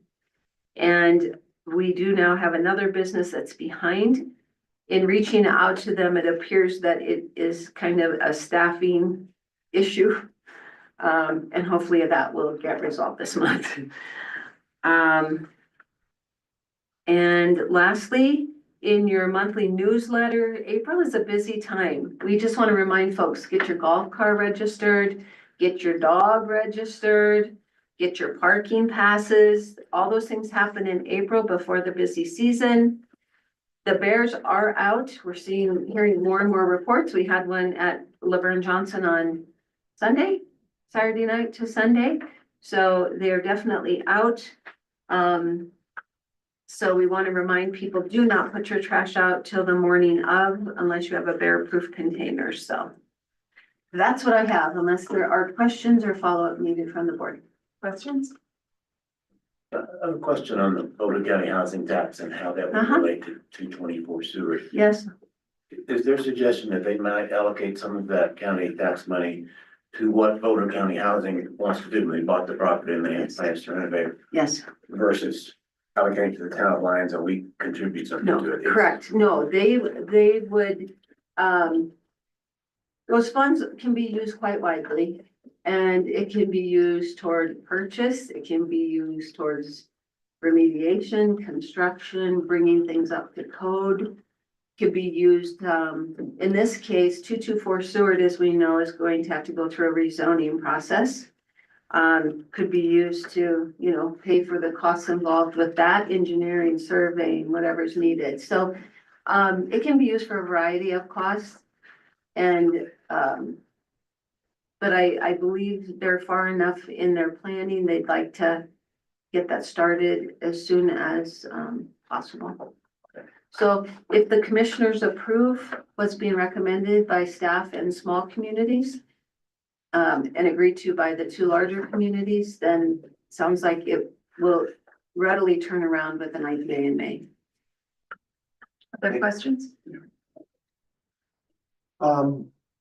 This warm weather has reminded me, I think back in September or October, you had mentioned that you were going to revisit the parks operation. I was wondering if you had done that, if there's any progress, if things are gonna change at all. Parks operation plan, Yeah, I believe it was in my report. No, it's on our next meeting. At our next meeting, I'm bringing forward, Rays River Rentals, the Iron Spear contract, which could make some changes in operations. We are not moving to like a timed entry yet. That is always an option. I think we're somewhat waiting to hear what's gonna happen at the national parks. I have not heard, they're having their big meeting where they have it with the sheriff, the fire and all the players. The 1st of May, the first like 3 days of May, I think, so I'll know more then. If there's something you would like to recommend, I'm happy to hear it. no, I But was just we are not- curious, because I had it in my notes, you Yeah. had mentioned it, was wondering if you're gonna do it next week. Yeah, we'll be bringing several items forward at our next meeting, including, do we want to? Iron Spear can do parking enforcement on weekends, if we want to pay a little more. So depending on what we think is gonna happen with our patterns this summer, we might want to consider that, but not considering significant other, we'll have 2 park hosts at Laverne Johnson and, the same people are returning to Bone. So that's nice. Thanks. Other questions? Have we thought about, well, number one, spring limb drop off? Do we know anything about that? And then have we thought about the limb pickup? Yes, both. Okay. So both are being planned. The fire department is hosting a limb drop off. I don't know if they call it the date, April. May 10th. Oh, May 10th. And then we traditionally follow up later in hopes that most people will take it out there. Mhm. Because there's no cost to us to do that. We will host, ours a few weeks later, and then the second one in the year, we can either plan formally in the fall or wait to see if we have any events that bring down a lot of limbs. Yeah, and I did see today Boulder County sent out a big push again saying wildfire partners will come to your neighborhood. They sent out a big push, and I sent that to Susan McCann to put in the newspaper. Great, Lord. So maybe that will help with some folks too, if our timing doesn't work for people. Thank you. You're welcome. Okay. Attorney Wilson, do you have an update for us? I really don't. It's a pleasure to be here this evening. And I look forward to getting through this agenda. Thank you. You. Before I agree next time with Brandon to take a meeting, I'll pay a little more attention to the agenda. Thank you. Thanks for being here. And I have a brief legislative update, but I'll give that during my trustee report, just to keep people updated on that. Okay, so let's move on then to our ordinances and public hearings. First up, we have the second reading and public hearing of ordinance 1167, an ordinance of the town of Lyons, Colorado, approving the T-Bone annexation application located at 4545 Ute Highway and 4602 Highland Drive, continued from 2/3/2025. Nested under that is resolution 2024-74, a resolution of the town of Lyons, Colorado, approving a finding of fact on annexation application for the T-Bone property located at 4545 Ute Highway and 4602 Highland Drive, continued from the 2/3/2025 Board of Trustees meeting. Would staff like to give a brief introduction? Sure, I can do. So I think you all may remember this from 6 months ago or whenever we were first looking at it. Maybe a quick just legal understanding for anyone who doesn't, that there are 3 public hearings, 3 ordinances involved, and the 2 resolutions in total. We'll be going through the 3 different ordinances, each one having a public hearing. The first one being on the annexation with that additional resolution and the findings of fact, which I could read through. The findings of fact are pretty brief. The other two are for the zonings of the two different properties. So if you were to speak on concerns about the annexation itself, that would probably come during this first public hearing. If your concern was really about how a property is being zoned and think it should be zoned differently, you would speak up during that particular public hearing for that property's zoning. And then the final resolution being the actual annexation agreement, which I think is most of what will be discussed. That was the reason this had been put on hold with the other portions until we got an annexation agreement, which I know you had during. And just to point out that this is not a development plan for any of the specific development on this. This is the annexation and the zoning. So with this first ordinance 1167, we have the actual annexation application. And as was mentioned, this does include a resolution which documents the finding of facts, which are that the board finds that there is at least 1/16 contiguity between the town limits and the property proposed to be annexed, that a community of interest exists between the Tebow property proposed to be annexed and the town, that said property is urban or will be urbanized in the future, and that the property is integrated with or capable of being integrated with the town. So those were the findings of fact that were met to show that this property could be annexed in. During the discussion, it is again 2 properties that we're looking at annexing in. Both look through the pages, 4545 U Highway and 4602 Highland Drive. And going through the project history, right, both parcels have been in the town's planning area for several years and been used for commercial purposes. Town staff and the applicant have met several times. Months ago, last year, to discuss the annexation and the highest and best use. On July 15th of 2024, the trustees unanimously approved resolution 2024-55 that showed the substantial compliance with the initial annexation proceedings. As required by section 15.1.220 of the Lyons Municipal Code, the PCDC met on August 14th to consider the annexation. The PCDC unanimously recommended the approval of the petition for annexation. On October 22nd, staff met with neighboring property owners to discuss the proposal and gather initial input. At that meeting, the Highland Drive neighborhood expressed a consensus that more dense housing was not an issue as long as it was developed in a manner that avoided large apartment complexes. Further, it was stated that the development of small homes and cottages would be more appropriate for matching the existing community's residential bulk and scale characteristics. The ordinance was passed on first reading in August of 2024 and it has been continued several times until tonight. Thank you very much. Any questions for Director Kaplan? Oh, okay.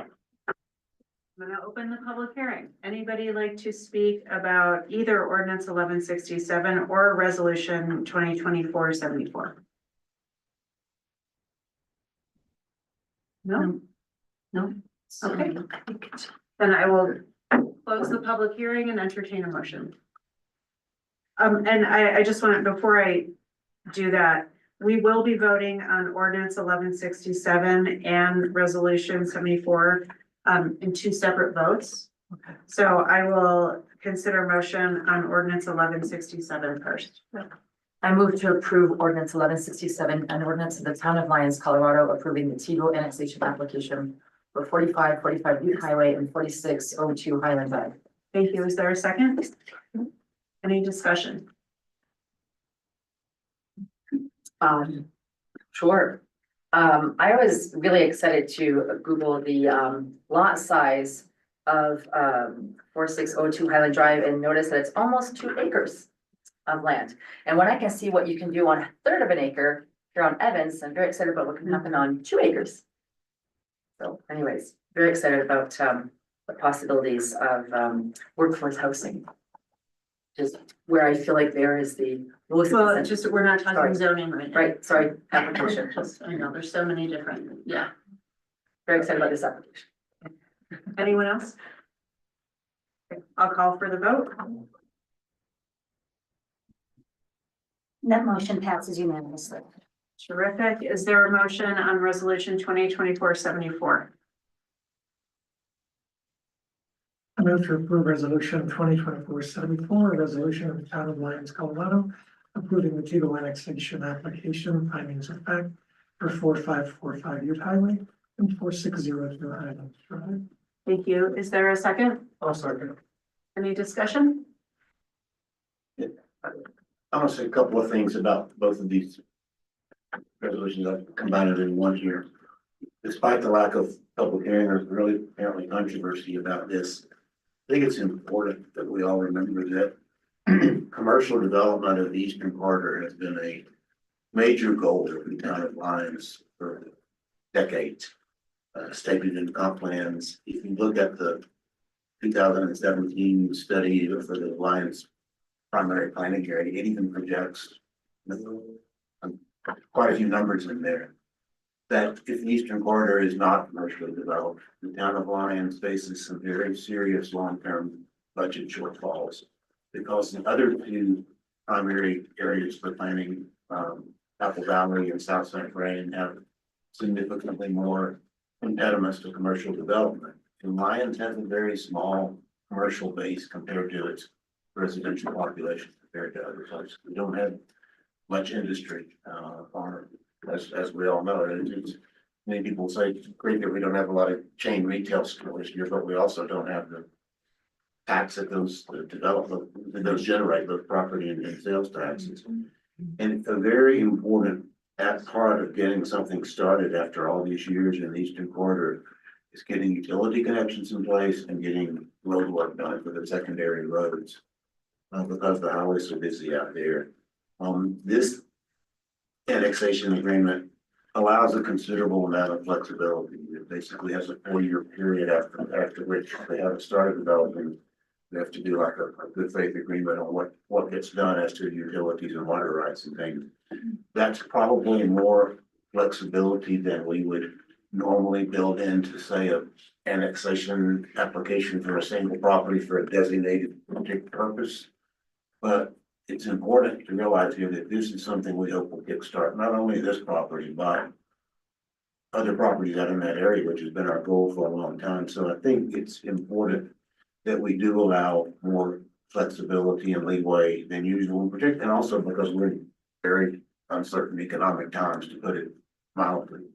And so I think there's a misperception sometimes, and you see it on social media, that because something gets approved by the town, that the town somehow has the ability to compel it to get done within a certain time period.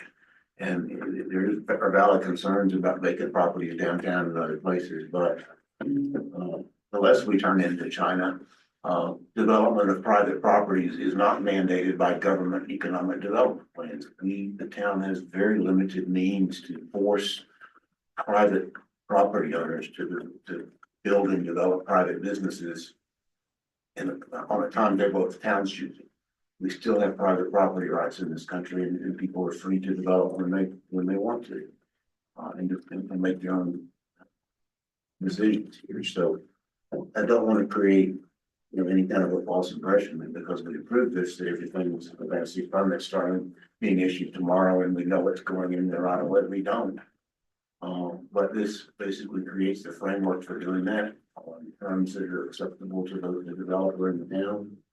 And there are no guarantees of what's going to happen, but this is a very important first step in the process that we've been trying to get going for years. I'm glad to see that. Thank you. Okay, so we are voting on resolution 2024-74. Anyone have any other comments? All right, I'll call for the vote on that. That motion passes unanimously. Next up, we have the second reading and public hearing of ordinance 1168, an ordinance of the town of Lyons, Colorado, approving CEC zoning for 4545 Ute Highway for Tebow annexation continued from the 2/3/25 Board of Trustees meeting.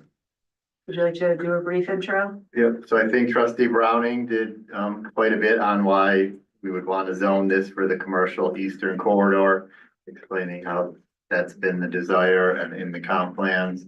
I think most of that speaks for itself. Great, thank you. All right, I will then open the public hearing on ordinance 1168. Anybody like to speak about this item? No? All right, then I will close the public hearing and entertain a motion. I move to approve ordinance 1168, an ordinance of the town of Orleans, Colorado, approving the CEC zoning. 4545 Ute Highway for Tebow annexation on the second reading. Thank you. Is there a second? A second.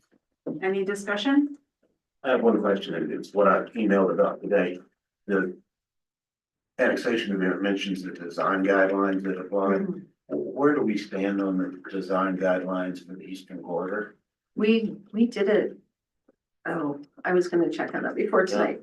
I don't want to misspeak, but we adopted them. Right, We do have commercial design guidelines in the eastern corridor. okay. It was downtown that they were more, some were standard, some are guidelines.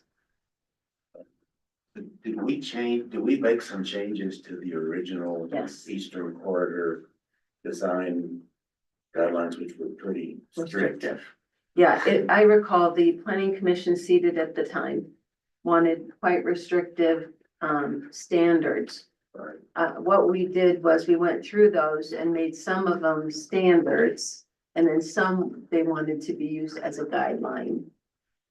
So in the code are only the standards, I believe. Okay. That is a great question. I should have, but it does allow it, just so the public knows what we're talking about. This was incorporating things such as the whole front can't be concrete parking lot. There has to be a certain percentage of green. If possible, parking should be behind, not in front, you know, those kinds of things. Lighting guidelines, that light must be directed downward. Sign guidelines so that it can't be a large, you know, obnoxious sign that people who live in that area, you know, have to see. So some were adopted as standards, those are now in the code. And then some were discussions on guidelines. We had lengthy discussion on franchises, drive-throughs and some of that, which, Was the no drive-through prohibition taken out? do you know if that's in You there? have to go through. I will take a quick look. We don't have to get into detail, but I think the reason for asking that question Yeah. definitely tonight is if we are going to encourage commercial development there, I think we need, if there's something that comes up in those guidelines that is raised as a significant impediment to doing things that retail stores and things that we'd like to see done. I just want to make sure that we weren't approving CEC zoning and annexation while we have guidelines in place, because the annexation agreement does reference they're gonna comply with the guidelines. So I just kind of wanted to highlight that we might, including me, need to take another look at those guidelines and make sure that they allow sufficient flexibility for commercial development out there. Yeah, I agree.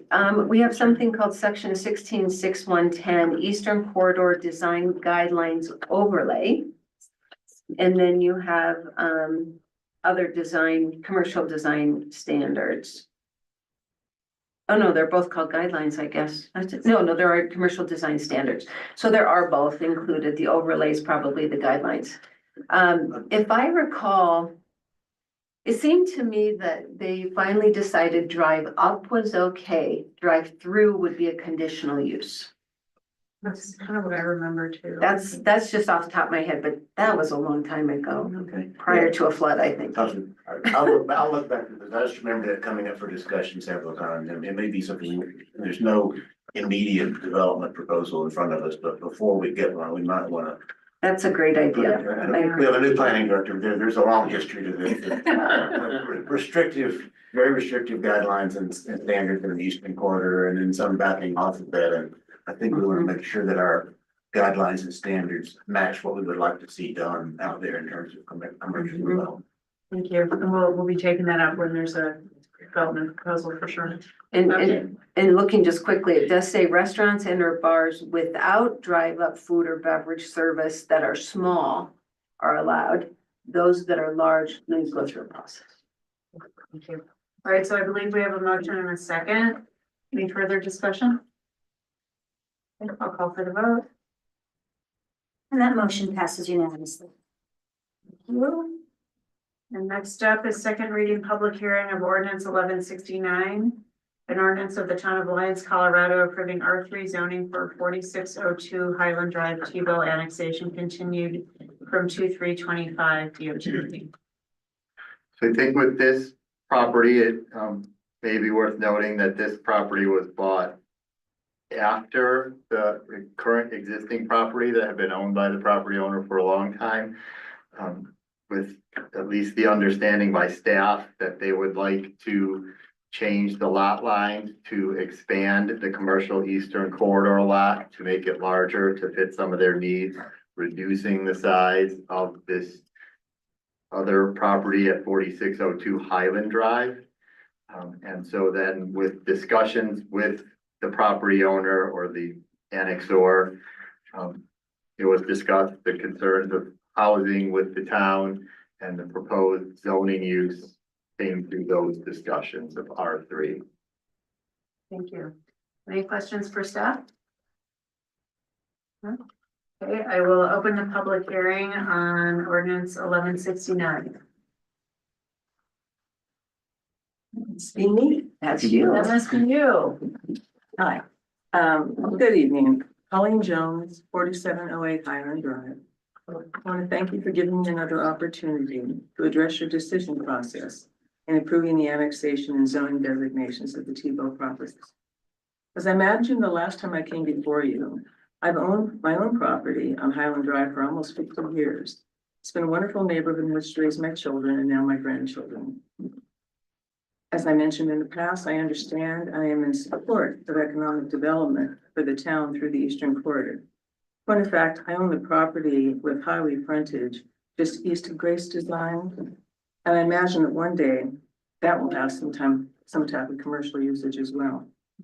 As before, the poison pill is my concern for the zoning in the back of this property being considered for R3 high density residential use. In the Board of Trustees staff report of September 3rd, 2024, page 10, it says, R3 zoning is not common within Lyons and is limited to just a few parcels. This designation of R3 zoning offers the opportunity for the town to bolster housing and create density, which may help lead to the community's goal of creating more workforce housing. It's for this reason that staff and the PCDC support the rear lot's proposed zoning designation. As far as workforce housing, having it closer to the existing town and roads would make even more sense. I've been following the proposed zoning change for the triangle piece of vacant land off McConnell Drive that the town owns. Designating that property R3 zoning provides a more immediate solution to satisfying this need. I can relate to the neighbor's objection to having high density residential construction nearby, even though it be in the midst of an already large neighborhood of single family homes. So you can imagine how our neighborhood, made up of large agricultural lots with horse pasture, apple orchards, and single family dwellings feels about R3 zoning next to us. A large portion of the Tebow property has the same flood designation as the McConnell Triangle. This entire neighborhood has also been home to bears, moose, elk, deer, mountain lions, bobcats, as well as numerous bird and other wildlife. Our neighborhood members met with Victoria to provide input, and our opinion was that smaller homes or cottages would be the most appropriate buildings in this neighborhood. It makes me think that some other more appropriate zoning designation would be more in line, not impacting the quality of life and the character of this neighborhood. On my last visit here, the issue of the existing narrow dirt road between two ditches with the inability to have two cars driving in the opposite direction and a blind corner in the Tebow property was raised. Since no development plans were included in this annexation proposal, it's hard to visualize how this would be addressed in the R3 zoning. What would be the plan for ingress and egress out of this development that would not impact the use of Highland Drive, whose traffic capacity is already limited? Although we're not members of the town of Lyons, my hope is that our views on the impact that the Board of Trustees choices have on us will be given consideration. Thank you. Thank you very much. Anyone else? And I will close the public hearing and entertain a motion. I move to approve ordinance 1169, an ordinance of the town of Lyons, Colorado, approving R3 zoning for 4602 Highland Drive, the Tebow annexation on second reading. Thank you. Is there a second Second. discussion? Would you like to start? Yes, thank you. So I hear, what was said during the public hearing. I'm still encouraged that even if we go forward with R3 zoning, I think there's still a way to find creative solutions to providing affordable housing that are not big apartment complexes, but rather smaller duplexes or triplexes that fit the area. I think that were we to consider a development plan later on, we would have to consider several of the things she mentioned, including the access, of course. But when I see how difficult it is for us to find anything really adequate to meet our goals when it comes to workforce housing within the town of Lyons, this gives me a lot of hope. When I see the size of this lot and what the potential could be. So I'm going to, I have checked my enthusiasm a little bit, but in my heart, I feel like this is an appropriate application of this lot. Thank you. Anyone else? I'm gonna support this rezoning request. As we all know, there are really no lots of substantial size left within the town limits of Lyons. Or R3 zoning or multifamily house. Lyons is pretty much built out with all of the lots, for the most part, left, being already zoned R1, or being extremely limited in size. I think that it behooves the town to keep open the future possibilities for some R3 housing, and who knows what that would look like, whether it would be townhouses, apartments, cottages, you name it, but we simply don't have that ability to, on lots of any size within town limits, and so we need to look elsewhere. And those of us who are opposed to doing what we think would be economically foolhardy things like building housing up in the hills where it's extremely expensive and difficult to put in utilities. We're presented with a property that is, although it has, issues with ditches and stuff, it doesn't have hills. It doesn't have the lift stations you need to get up to the other properties. I think unless we're simply going to oppose any new R3 housing anywhere, which I think isn't a position that I'd be comfortable with. You see a property like this come along that's basically flat. It's relatively near down water and sewer line. If, as I mentioned before, the important utility connections are made on the front Tebow property, then that opens up development for other properties. It simply makes more sense to me that this property would be zoned and available for R3 development, obviously subject to whatever a development plan might propose. And any other property I can think of around town, and therefore I'm in favor of it.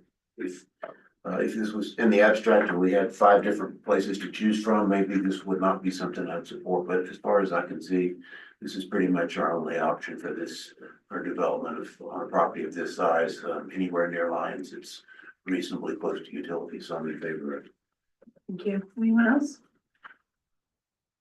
I was just gonna say, I agree with the rezoning to the most intensive use. I think the keys that were brought up though this evening are really about how that property is developed, which will come at a later date. So I think that's the important consideration at that time. Whereas I think R3 tonight is just the zoning aspect, but development will at some point come, and that's where I think we need to look at what's the most appropriate for that property. That's, Just ask one question. No, I'm so sorry. Sorry. I'm so I sorry. just was curious about the town. You, we can talk during a break or something, but I'm sorry. Thank you. Anyone else? Oh, well, Ms. Jones, I'd like to first say thank you for your extreme patience, as I know that these items have been continued for a very long time, and for coming tonight and for sharing your thoughts. I agree with my colleagues, and I want to just mention a couple things. Zoning to R3 does not necessarily mean that that's what is going to be built on that property. Okay, so a developer can apply for anything up to and including R3. Doesn't necessarily mean that that's gonna be the case. When there's a development application, that's the time to really talk about what do we want to see in terms of scale and mass and density. The fire district would have to approve any ingress, egress. And what I think the question you might be getting at is what does the development process look like? And so, a development agreement is a long and involved process that involves staff and the developer and the board and lots of community conversation. If one of your concerns is that you're gonna wake up in the morning and there's gonna be an apartment building there, that's not gonna be the case. So I think with that, I'm gonna call for the vote.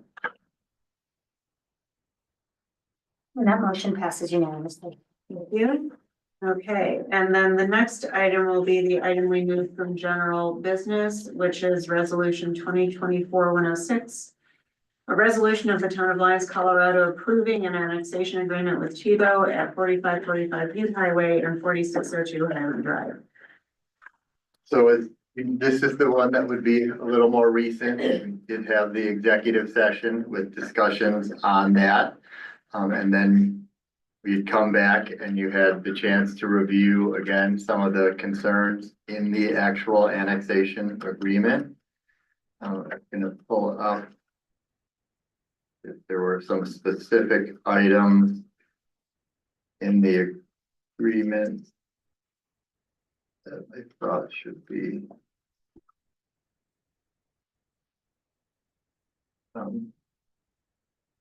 So like the big concern again with most of this was the utilities and how those would be handled.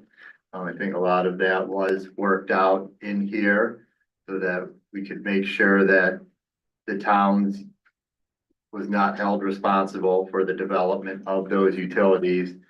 Also giving the developer some time to determine the process, determine what development they were going to do without requiring they bring utilities out to the existing facilities that's there that they have no intention of keeping. They have discussed with us. There was concern about the length of time it might take with them asking for a 2-year period with two-year extensions, pushing it out to a total of 6 years. That was brought back down to 4 years if they need that 2-year extension on it. Again, there's some language in there that tries to cover both the annexor, the annexee, so that if they have concerns that come because the town is delaying in the agreement, that they could potentially get an additional extension, but that would only be based on a development agreement being proposed and at least being under consideration. Some other additional discussion is the development of the road. So you might see in there that the development of the road is based on them moving forward with their development. So until that time, the development would really continue as is. We've had some discussion on what Boulder County might be doing out there. I'm not sure how much Boulder County comes out and actually maintains the road as it is now. But that the town will become a town road with this annexation. So if the town does desire at some point to move forward with getting some work done, the town could do that with the understanding that Tebow would reimburse the town if we decided we wanted to move forward before they were required to move forward based on this agreement. When you say the road, can we just Highland clarify Drive. adjacent to Tebow's Oh, property, not sorry. the whole road? Yeah, yeah, Correct, good. thank you. Yeah. And also that both the agreement for having the road developed and the utilities would also include the consideration that the town will then work with future annexors coming into the town so that they would be required to provide what is determined to be their proportion of the fees for the development, both of the utilities and the road, the portion of the road adjacent to the existing property. Thank you. Are questions for staff? Yeah, can we revisit the responsibility of the town regarding its portion of Highland Drive? I'm just wondering what that looks like when it comes to grading or maintenance if you're sharing a road with Boulder County. I don't know if we have that elsewhere, but how does that work when Town of Lyons owns a portion of it and the Boulder County owns another portion of that? How does that feel like two snowplows coming from different directions, or how does that work? I don't think we have any specific formal agreements. Again, the property on Apple Valley Road is adjacent to the Planet Bluegrass. I think we may find out I found some areas of slight concern there with a portion of the edge of the road. And so to find out who's going to really be responsible for that maintenance is yet to be determined. So I don't have a formal agreement. It would be keeping it up to the current standards. Director Cosgrove had reviewed it and didn't have too many concerns about trying to keep it to its existing standard that we see now. But again, I don't know exactly what that entails. So typically, would this mean that there would be an agreement between Boulder County and the Town of Lyons as to the maintenance and any improvements on this road? It might. I would think you might want to come to an agreement where different jurisdictions both own portions of a road. I've not worked through it, and we've not had, again, in the areas where we have that, which I could really only think of as Apple Valley, any discussion or concern. Boulder County still plows. All of it? Yeah. Cool. Trustee Lowe? I guess that's another reason to vote in the new IGA, because the 2012 IGA says when you annex a property, you're responsible for the entire road, Yes. not just that which abuts the property. Mm. So we're just talking about maintenance on this road. The construction is up to the developer, correct? But it does include the additional part, if the town felt it was desired to actually develop the road, it could do that and then request that be reimbursed when the developer developed. So that if we were not happy with the fact that it was taking them too long and decided we needed to develop the road, we could still recoup the costs from them. Thank you. Any other questions? Okay, then I will open the public hearing on resolution 2024-106. Would anybody like to address the board? Going once. Okay. I will close the public hearing and entertain a motion. I move to approve resolution 2024-106, a resolution of the Town of Lyons, Colorado, approving an annexation agreement with Tebow at 4545 Ute Highway and 4602 Highland Drive. Thank you. Is there a second? Second. Any additional comments? I have some. It's time for my little speech. I was waiting until the last item. I want to recognize, as Trustee Browning did, that this annexation has been a goal for the Town of Lyons for a very, very long time in order to enhance our economic viability, independence, sustainability, and I would argue ability to retain the character of what makes Lyons Lyons. I want to recognize the work that staff has put into this. And I'm sorry Attorney Dittman can't be here to hear this, Attorney Wilson, but maybe I'll let him know. I shudder to think of the number of hours that staff has worked on this. I know they have been working on this for many, many months. And negotiating isn't always easy. And there was so much in this agreement to negotiate. So I just want to recognize staff for doing a great job at this. Thank you for helping it get over the finish line. I mean, when it comes to this, it's kind of like we on the board have the easier job when it comes to this. And so I'm super excited about this. I know it's something that Nick Angelo really, really wanted. And so I'm thinking about him too, and thinking that he and Laverne are both, smiling at us as we take this vote. So with that, I'll call for the vote. And that motion passes unanimously. Great, thank you, everybody. Thanks.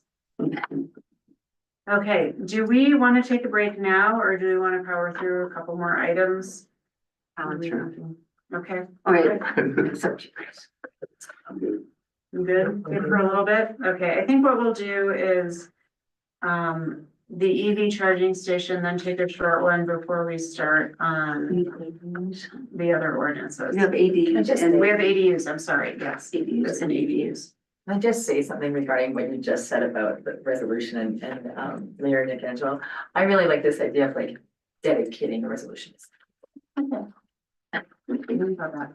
Okay, so next up, we have the public hearing. And resolution 2025-18, a resolution of the town of Lyons, Colorado, approving the conditional use of an EV charging station in Sandstone Park. excuse me, ADUs. Oh, I'm so sorry. You're right. Public hearing of ordinance 1181, an ordinance of the town of Lyons, Colorado, amending chapter 16, article 10 of the Lyons Municipal Code considering accessory dwelling units. Ms. Scribbles. Sure, you want to. Hi. Welcome. All right. So because we don't have Town Attorney Dittman on the line tonight, Town Attorney Wilson and myself will attempt to describe the intent of the ordinance. So as well as a few changes for possible consideration. So my understanding of the intent of the ordinance before you tonight is to really get the town's ADU ordinance in compliance with state law. So last year, the Colorado legislature approved House Bill 1152, which requires communities allow ADUs on all properties where single unit dwellings are permitted. And so you already have allowed ADUs for quite some time, as I understand it. So this ordinance is really just intended to really address where the town was inconsistent with that state law. So I think for the most part, the ordinance as drafted looks good. I do have a few recommended changes, and town administrator, I'm not sure how the best way to proceed with that, or if you want to go through questions, or. I think we need a motion and second to be able to offer some amendments. Yeah, I think we do, but I think if you want to give background, Sure. that would be Yeah. helpful. So just going through the ordinance, I've had the benefit of being able to sit in with quite a few trainings from DOLA on really kind of the nuances that are in this ordinance. So really not intending to step on anybody's toes here. There's just some things in the ordinance that in my understanding are not consistent with state law. So first one I'm going to bring up is the requirement for a minimum lot size for a detached ADU. So the draft ordinance keeps the minimum lot size of 6,000 square feet for a detached ADU, but that effectively could prevent an ADU being allowed, a detached ADU being allowed on a property. And again, my understanding of state law is you cannot really distinguish between a detached and attached in terms of its ability to be constructed. So we need to treat those the same. And so as such, I would recommend striking that section that I emailed to you, Town Attorney Wilson. Any questions on that? Which section is that? Yeah. Oh, sorry, you bet. Let me pull, I don't know if we pull things up or how we do it. That would be, had it here. So as we look at section C, Two. number 2. Mhm. So under standards, number 2, minimum lot area required for detached is 6,000 square feet. So again, if you have a lot smaller than 6,000 square feet, it could effectively prohibit that, which is, again, if the intent of this ordinance is to comply with state law, this would be inconsistent. Okay. All right. Just one question is, yeah. does anybody know how many lots in town we have less than 6,000 square feet? Because we've required minimum lot sizes for all. So you can still require minimum lot size Right, for I the single understand. family unit, but again, if you have a non-conforming lot with an existing house, you can't prevent it from getting an ADU under the state law. Yeah, I'm just Or when it- generally inquiring How many? if How we many? have very many I don't think lots. we that have are less than nine. that. Less than 6,000? So some of the original 1929 plat might, but I think it'd be those that maybe have an alley that infringed and took away some of their square footage, but I don't, are you familiar with any? Not offhand. Me either, I cannot think of. Probably a handful, but not many, yeah. Yeah, so I was thinking that memory shouldn't have much of a Impact. pretty limited impact. Mhm. Okay. Okay, all right, moving on one more. And I think this was just an oversight, so let me get the full section for you. It's same thing under standard C, it's number 7. Under maximum height, number B, or excuse me, letter B. This has some holdover language around when a conditional use review is required, which is no longer required under this ordinance.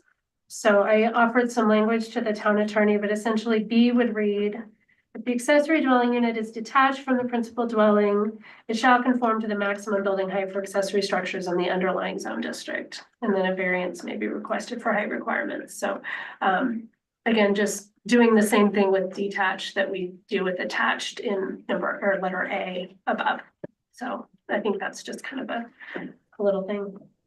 Okay, this one might require, I would love to hear from you all. You have some options, but in terms of parking, I think the language in the ordinance is close, but it's my understanding of the state law is in order to require the construction of a new off-street parking space, all of the following conditions have to be met. So the ADU is in a zone district that requires 1 or more off-street parking spaces. And there is no existing parking space on the lot that could be used. And the ADU is located on a block where on-street parking is prohibited. So that reference to on-street parking prohibited is not included in your ordinance. So this, again, day one, not knowing the context of Lyons, I don't know if you have a circumstance where all 3 of those would be met. And so an alternative would just say off-street parking is not required, so that's really a policy discussion to you. Again, I don't know the context of the parking regulations in town. So, and then alternatively, the state law does say if an existing parking space exists, or if there is an existing space on the lot, it could be designated. So again, create and designate are a little more distinct than how the language is written. So that's a little more complex, but happy to take questions or take your direction on potential changes on that one. Thank you very much. Anything else Jeff would like to talk about before we go to questions? No, unless, I would just add, there's 38 lots less than 6,000, including Thank you. 2 people here, sitting here tonight. Oh. seriously, 38. Is there a certain neighborhood? Second Street's a lot. Mine is less, and I think all my neighbors are less. Yeah, Mine's less because it was subdivided. Mhm. After the- 38. you missed it by like 10 square feet. Oh, really? Is that spreadsheet? I That sent you you? sent me. Good job. All right, any additional questions for staff? Yes, could you remind me again what time you started today? 12:30, 8 hours. That was impressive. I did spend some time over the weekend, just double checking. And again, happy to continue it if you all want to take more time. I don't want to rush this decision tonight, but just, again, I've benefited from a lot of trainings, so bringing that, my understanding of the ordinance or the state law. Thank you. Yeah. All right, so this is second reading and public hearing, so if there are no more questions, I'll open the public hearing. Anybody like to speak about ADUs? Okay, so I will close the public hearing and entertain a motion. We're gonna do discussion after the motion, Yeah, right? we Got it, have a thanks, motion. sorry.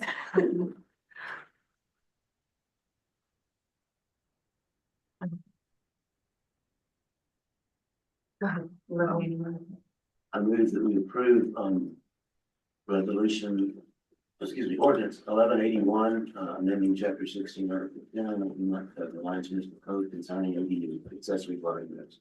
Thank you, is there a second? Okay, now discussion. So thank you for those suggestions. I think they're very good ones. And you're right, our intent was to comply with state law. Our intent is also to really build more ADUs.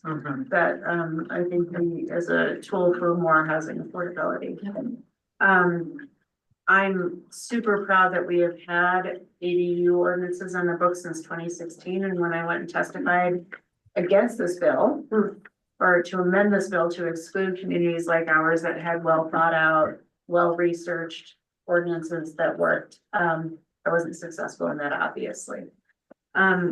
So trustee Browning, before we talk about the planner's suggestions, did you have a suggestion you want to make for an amendment here? Yes.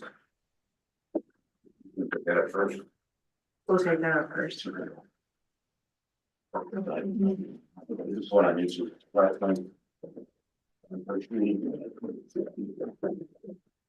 And staff has this too, Mark? I did. Yeah. Okay. I'm sorry. I'd like to propose the amendment as the final paragraph of the ordinance. Housekeeping matter first. I believe if you look down and well, maybe I'm looking different. Like this would be the last paragraph, which I think would be paragraph 18 of subsection E. I would propose as the last subparagraph, this language, notwithstanding anything in this code or NFPA standards to the contrary, no sprinkler system shall be required for any ADU of 800 square feet or less. Proposed amendment. Discuss if it gets a second. I'll second it for discussion. Second. I don't think we need to spend a lot of time on this because it's been discussed before. It's just that some time has passed since we took up this issue and I'm unaware of any, additional ADU being proposed during that time. The last gentleman who built one made a repeated point as to what the cost was of his, what the cost of sprinkler system added to his ADU, and expressed the opinion that we weren't likely to see many more ADUs if we continued that requirement. I also had a talk by telephone with the studio shed people and asked if we're looking to have basically a prefab modular ADUs. What is adding sprinkler requirements due to the cost of those? And he pretty much echoed what the stick-built ADU, the last stick-built ADU builder said, which was somewhere around $15,000 gets added. And when they have to do that, which they now have to do in probably the majority of their jurisdiction, they have to come up with other cost-saving measures or discounts or some type of thing to reduce the overall price to make it affordable to their buyers. So it clearly does add to the cost of it, and I won't belabor the point, we've discussed it before, but I think when a lot of us live in houses, I'm after veterans on the third floor of a house with 44 steps, we don't have sprinklers. Would it be safer if we had sprinklers? You bet it would. But if that's not required for any of the existing houses, large houses, many of them multi-story houses, built into hillsides and lines, the idea that it's absolutely essential as a safety requirement for having this ADU strikes me as just there's no logical sense to that. Yes, I know the fire district would not be happy with modifying the NFPA standards. They were not happy in 2018 or 2019 when we did that and excluded not only ADUs from the sprinkler requirement, but also new home construction, trying to beat down the cost of new homes generally in Lyons. I'm not proposing to do that, it's just ADUs. And I think, basically, all the work the state legislature put into trying to encourage ADUs and the many things that we've done in Lyons to encourage ADUs, and as the mayor said, it is our intent and desire to encourage more ADU construction in Lyons.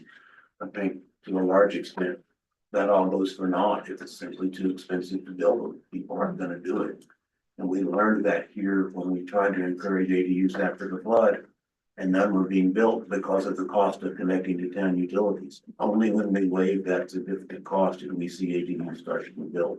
And I think we're kind of back at that point. I think experience shows us that with this added cost, it's gonna greatly diminish the number of ADUs we built.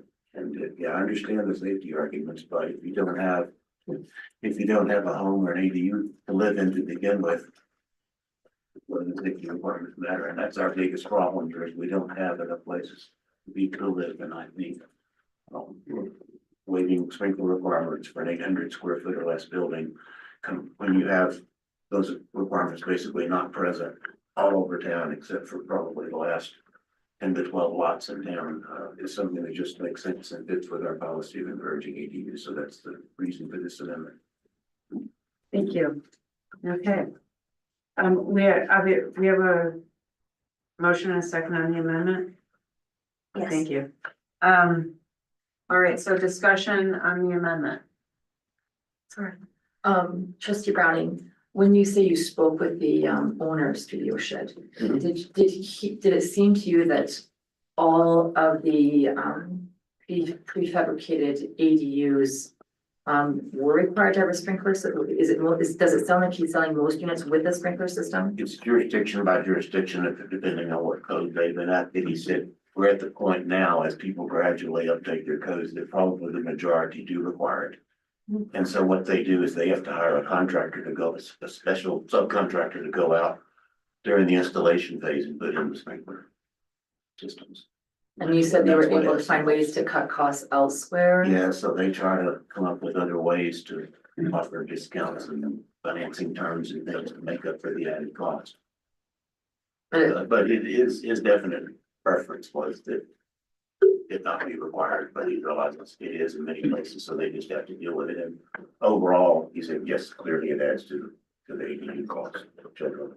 So, and I'm trying to remember the average cost of an ED, like when we're saying 15,000 of a unit that's maybe 150,000 roughly. No, it depends on the feature. On the size. Yeah. Yeah, the size and the features. Just trying to remember the costs. Yeah. So it did sound to you then that the majority of studio sheds that they were selling did include a sprinkler Yeah, they're system. required to, so they hire a contractor to come out. Yeah. As a part of the installation process.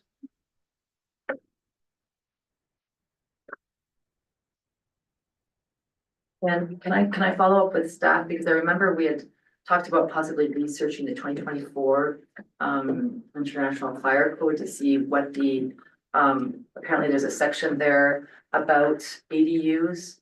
Did anybody get a chance to read? That was in the packet. Oh, sorry, I missed that.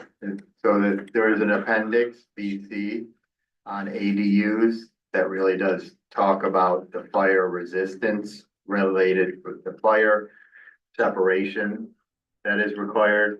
So a lot of the hesitation to at least admit to the town that somebody was doing an attached ADU or an ADU in the basement would be that you need to make your floor a separation, fire separated, one wall, 1 hour fire rated separation. So the code in this appendix that I found talks about not requiring that separation if you connect your smoke detectors and carbon monoxide alarms, then they wouldn't require it. It is specifically for attached or ADUs in existing structures. And so it wouldn't be with the sprinkler system specifically for anything that I had found. Thank you for doing that research. Trustee Hammer? Yeah, I'm still conflicted on this. I'm not ready to support this tonight. At some point, I think we open up the can of worms again and have this discussion, because I think it's a broader discussion than just ADUs.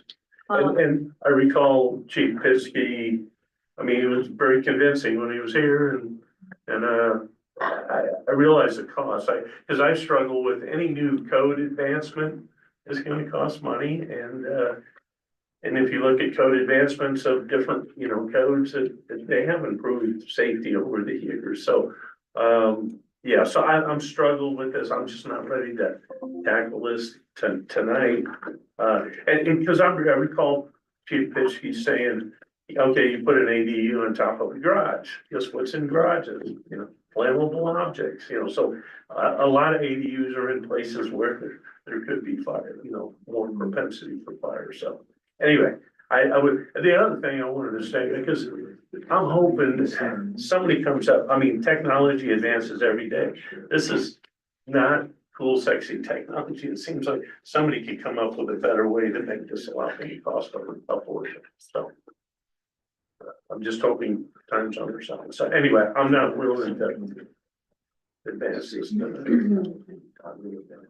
Law? I'm in favor of the amendment.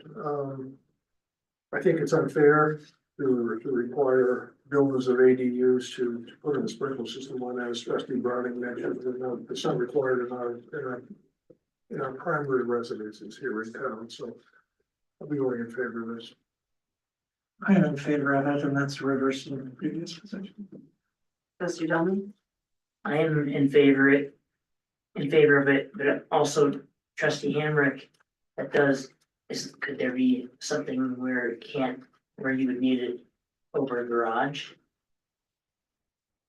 Yeah, I'm not in favor of this for a couple of reasons. The first reason is I think this would belong in a code update to the IRC. If we consider that, I'm not convinced that it belongs in the ADU ordinance, even for discussion. The second reason is, I understand the limitation when it comes to building an ADU in terms of cost, and I think we're all gonna see costs rise for things like this. I don't think with or without the sprinklers, we're gonna see many applications for ADUs in the near future, simply because the cost of constructing them is gonna be too high, and there won't be people around to actually do the construction. So in a sense, this all seems sort of theoretical to me right now. Also, we have heard loud and clear from our community that wildfire mitigation is their #1 priority. Over and over and over again.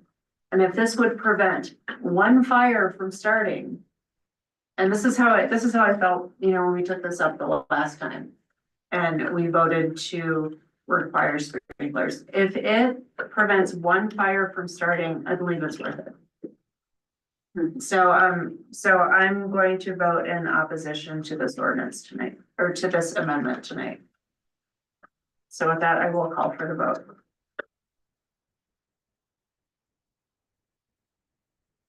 Trustee Daddy, Mm-hmm.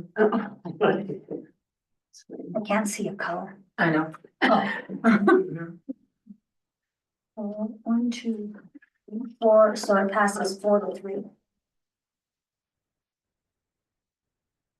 Oops.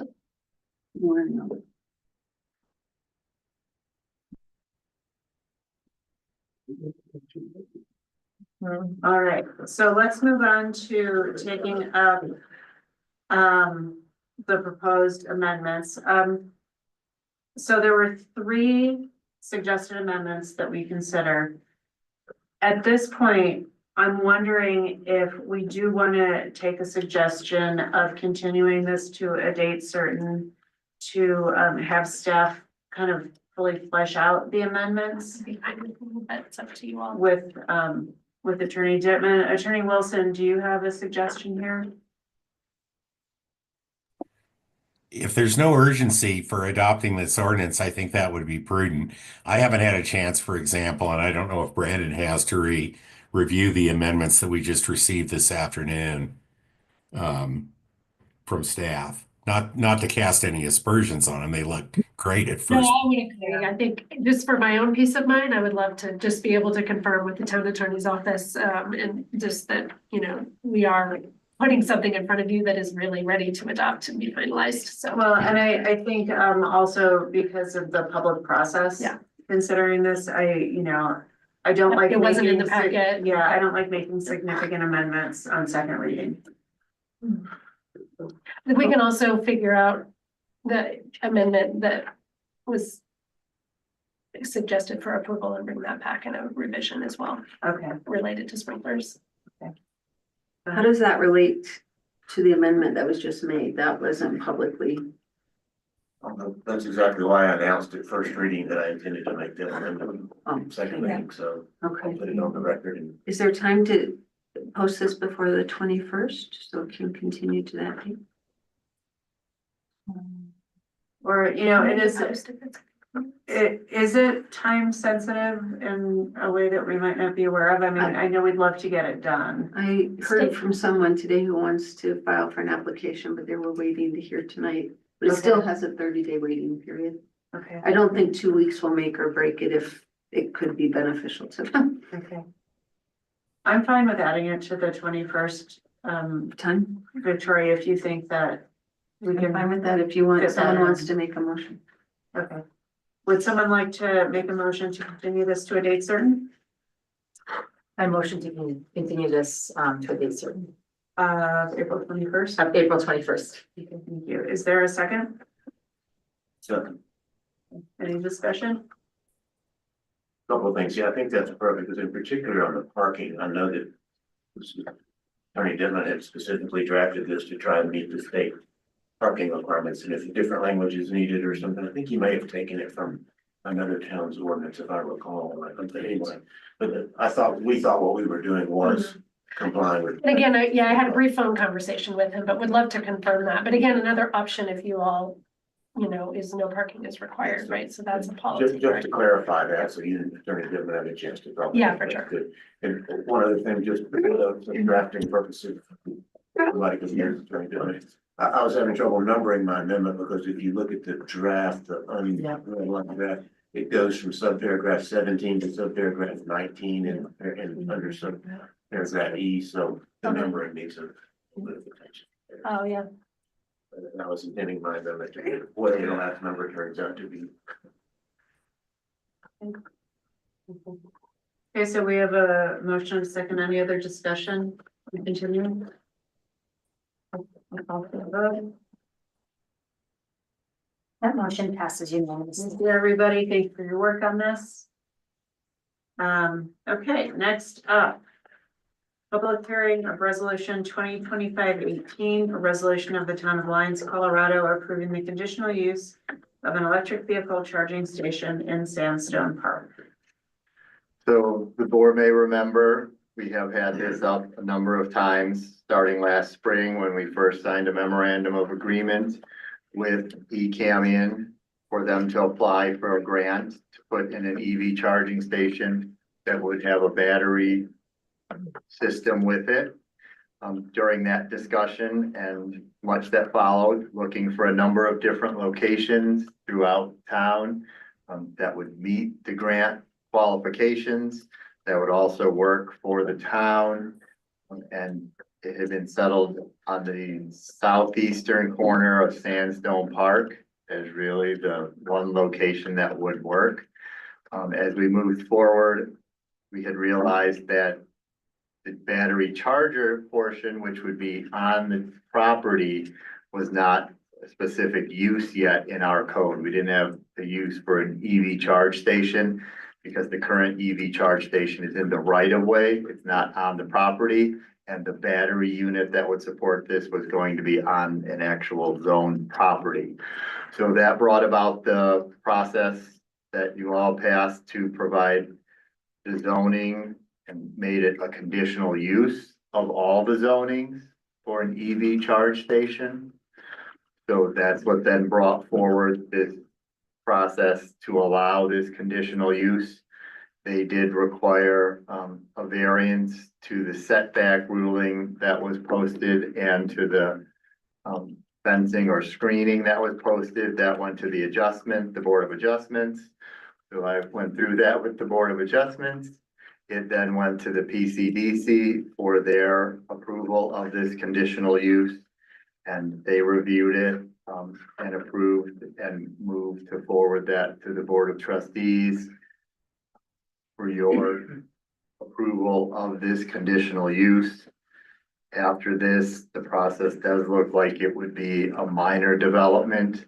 So that would only require the staff review of the next phase, which has been reviewed a number of times already and would probably move on after an initial review.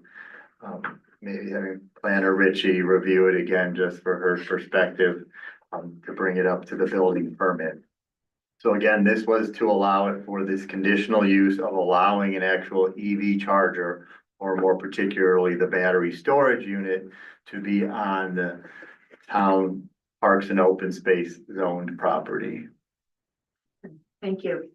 Are there questions for staff about this project? Go ahead. A question that may have been answered before, but so I've forgotten it. The electric rate that the town will receive for the power that goes to this charging station is the standard commercial rate. Yes.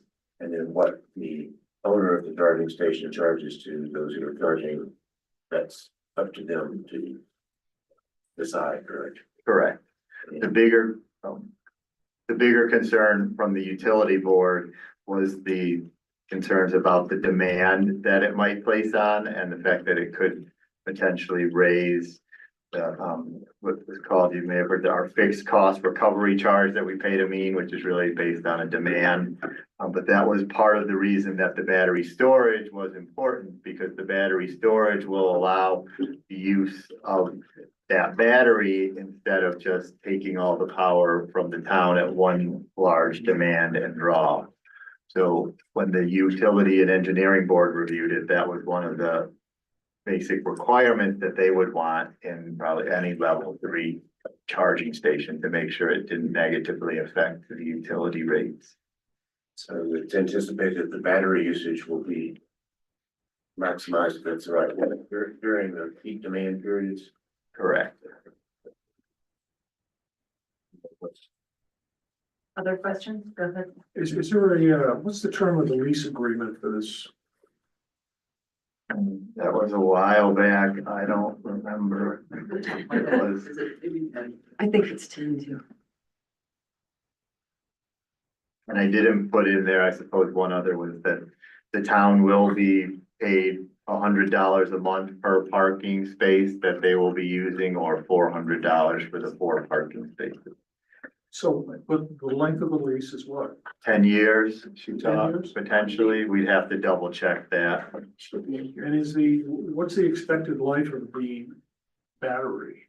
10 years. 10 years? Other questions? Do we have any idea, Director Kaplan, how much eCamion will charge, customers per kilowatt hour? I do not. If we open it up, is it during the public hearing? Staff can reply to staff. The applicant can reply after a public hearing. Or during public hearing if they wish to speak. Other questions? Okay, then I will open the public hearing for Resolution 2025-18. Who would like to address the board? Hello, everyone. Diane Dandino, 197 Second Avenue, Unit B, Lyons, Colorado. Happy to answer any questions you asked about the rates.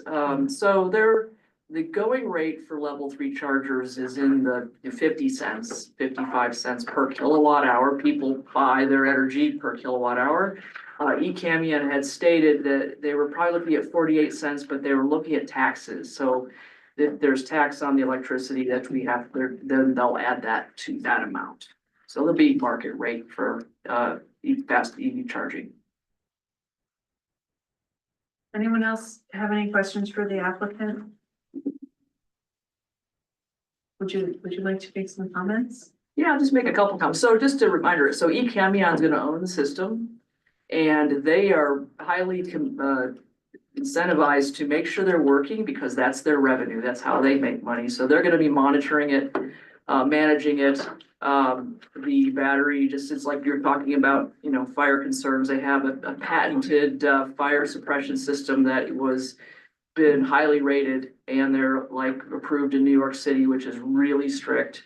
So it's like the top quality in terms of fire suppression and all that kind of stuff. So they're monitoring it. Our company will be locally hired to also do any maintenance on it local. So we have local support on it.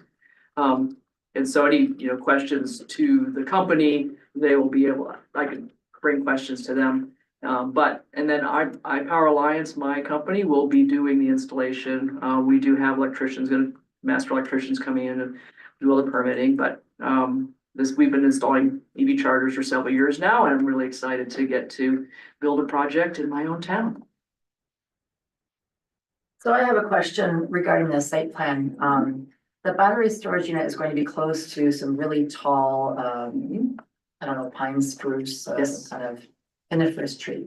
So when it comes to fire suppression or fire mitigation, do those trees need to be altered in any way, shape or form, do you know? Don't expect that at all. No. There's a sprinkler system basically inside. It's not sprinkler, but it's chemical and So it's contained. it's self-contained, yes. Okay. So we talked at one point about perhaps having some golf cart chargers built in there. Are you planning on doing that? So right now, we've kind of been talking about it. It's not in the permit plan for the chargers. However, you and I talked about it, and if I'd like to have that done as a separate project, but it can't go in the same power system. It's just a whole different thing. So if we can find power locally, I'd like to help make that happen. I love that. But it has to like, where are they going to park? Where's the power coming from right now? And it isn't aligned with the same electrical system. Got it. You don't want to power a golf cart with the level. Yeah. Right, but what if we were to use the existing charging station now? Is that a level 1? Would that be compatible? It's a with the level golf cart? 2. It's Level 2. so those are actually I think if the golf carts 110 plugs or 240 plugs. You just plug it in regular 110. Yeah. So it is also a little different too. So that's a 240 plug, right? 240 power. So that's what I have to look at to we have to find the right power that exists there to make that happen. When and I should have asked this question of Steph, when it comes to the wrap, who approves the design of the wrap or whatever I think we could, if you want it to be handled similar to public art, you Yeah. could go through the LAHC process. I think they already have an idea of what they'd like to do on it, but final determination, I guess, is when we do the development agreement, is that what we're gonna have? What's the next step on? We could do the development agreement. We could put it in there. Okay, great, thank you. We'll talk about it then. And actually, I have been working with Claudia on that, and she's in touch with the eCamion on all the specifications and the requirements for that. Is there anything else you'd like to let us know? I don't think so. I really appreciate the opportunity and all of us working together to make this happen. Thank you. Okay, anyone else care to speak about the EV charging station? Okay. Then I will close the public hearing and entertain a motion. I move to approve resolution 2025-18, resolution of the Board of Trustees of the Town of Lyons, Colorado, approving the conditional use of an electric vehicle charging station and battery and cell sprinkler. Thank you. Is there a second? 1 second. Discussion. I'll be voting no for reasons previously stated. The location of the large concrete pad is in Slate Park. You should get elsewhere. Thank you. Anyone else?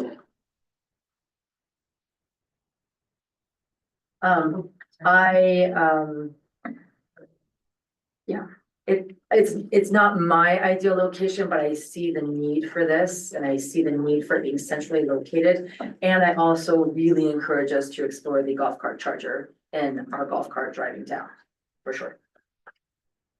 Anyone else? I'm gonna be voting for this. Although I think that, I wish it were able to be in a different location. I don't believe that that is possible. I think it'll be a net benefit to the town, both to our residents who can have a level 3 charger when they go to the post office and visitors, who will stop here because there is a level 3 charger. So I'm gonna be voting yes on this and I'm looking forward to further discussions about a communal golf cart charger at some point somewhere. Okay, I will call for the vote. And the motion passes 6-1 with Bessie Browning dissenting. Thank you very much, everybody. All right, thank you. Okay, let's take a break. It's 9 o'clock. We've got some more ordinances to get through, so we'll take 10 minutes.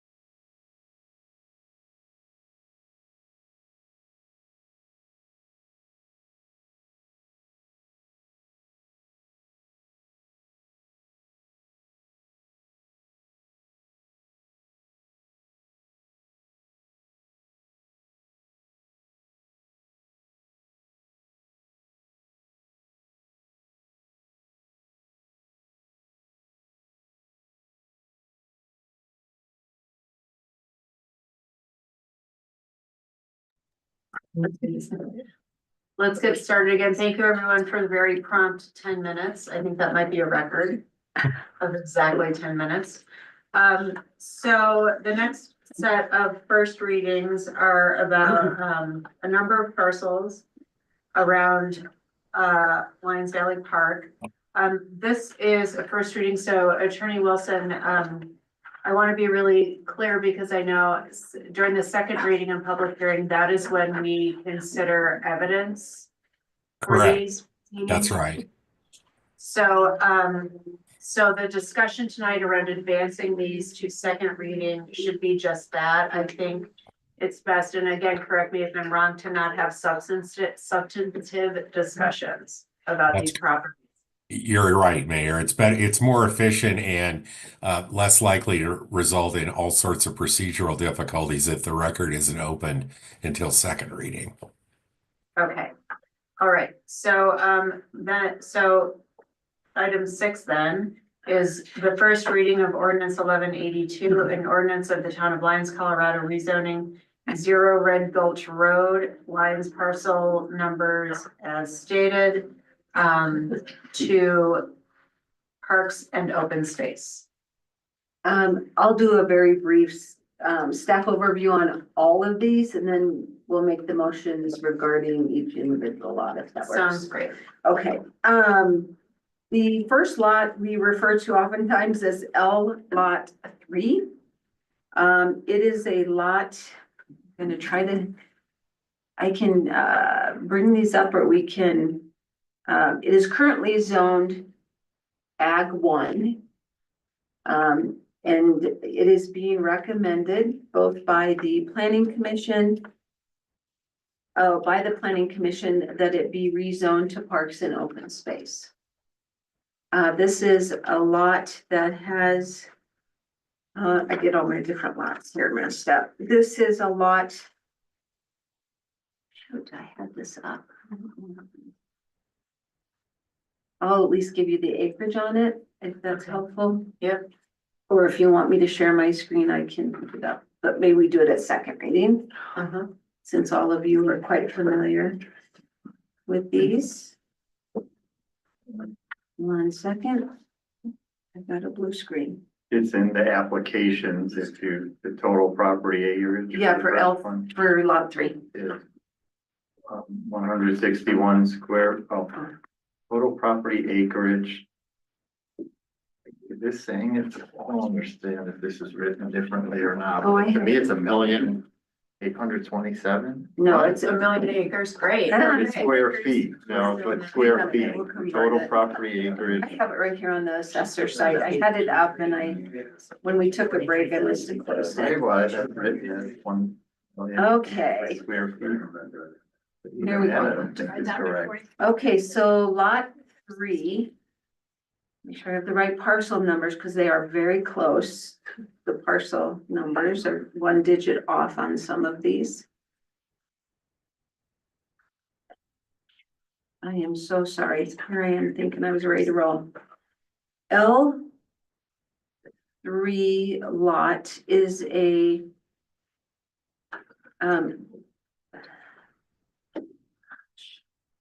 oh, that's the big one. It is the L Hill. Yeah. Yeah, and it is 41.94 acres that we would be converting from ag to parks and open space. It is 41.94, so almost 42. Okay, so that is the first lot. Some of the background on all of these, as the board is very much aware that these lots were dedicated, deeded to the town, quitclaim deeded by Lyons Valley Park Inc. Also referred to often as the Bell lots because he was the president of that corporation for many years. So this would be first reading to rezone this from ag to parks and open space. Sorry about that clunky staff report. Okay, any questions? Do you want to go through all of these at once? Okay. No, we have taken a separate motion on everyone. So any questions for staff about ordinance 1182. Okay. I would entertain a motion. Members, that ordinance 1182 and ordinance of the town of Lyons, Colorado, rezoning 0 Red Month Road, land parcel number 1203190000031. R05152224, L Hill Lot 3, Town of Lyons to Parks, POS, Parks and Open Space, and move to second reading And public hearing. and public hearing. Yeah, great, thank you. All second. Any discussion? Okay, call for vote. And that motion passes unanimously. Thank you. Next up, ordinance 1183, an ordinance of the town of Lyons, Colorado, rezoning 0 McConnell Drive, parcel number 1203191340006 R0607089 L Hill Lot 1, town of Lyons to Parks and Open Space. This is another deeded lot from the same party. This is kind of a triangular type lot, that is behind 4 different homes on McConnell. We did some wildfire mitigation on this last year. It is currently zoned, this one is L1. This one is currently zoned R1. There is no access from any roadways. We did do some cleanup on this from wildfire mitigation last year on this parcel. It is quickly becoming a social trail back there, I can tell you that. So this is being recommended to be rezoned from R1 to Parks and Open Space for a total of 1.24 acres. Questions for staff? Yeah, I have a question. No, I don't. I have a statement. Okay. All right, then I would entertain a motion. Ordinance 1183, an ordinance of the town of Lyons, Colorado, rezoning 0 McConnell Drive, parcel number 1203191340006 R0607089 L Lot 1, L Hill Lot 1, town of Lyons to POS Parks and Open Space, and move to a second reading and public hearing. Thank you. Is there a second? I'll second. Okay, discussion? Yeah, I just want to, you expressed some surprise that these were R1 zoned, and the reason they are, this one as well as the other smaller one that we're going to talk about in the next reading is because they were originally part of a, not a cul-de-sac, what do you call it, a bump out, that Michael Markel was originally going to put in there. And so when he changed that, moved all the houses to the front of McConnell, the bump out went away and these lots were sort of left sitting there. Thank you. Yeah. Good history. Okay, anyone else? All right, I'll call for the vote. Motion passes unanimously. Everybody? All right, next we have the first reading of ordinance 1184, excuse me. An ordinance of the town of Lyons, Colorado, rezoning 0 County Road 69, parcel number 1203191000031 R0515213 L Hill Lot 2, town of Lyons to Parks and Open Space. Our records actually show that this one is zoned ag. So, whichever it is, it's showing ag on our map, but it sounds like there could be some difference there. It is also being recommended by Planning Commission to be rezoned to Parks and Open Space. This is a very small lot, consisting of 0.21 acres. No access, again, drivable access, only walking access. Thank you. Questions for staff on this?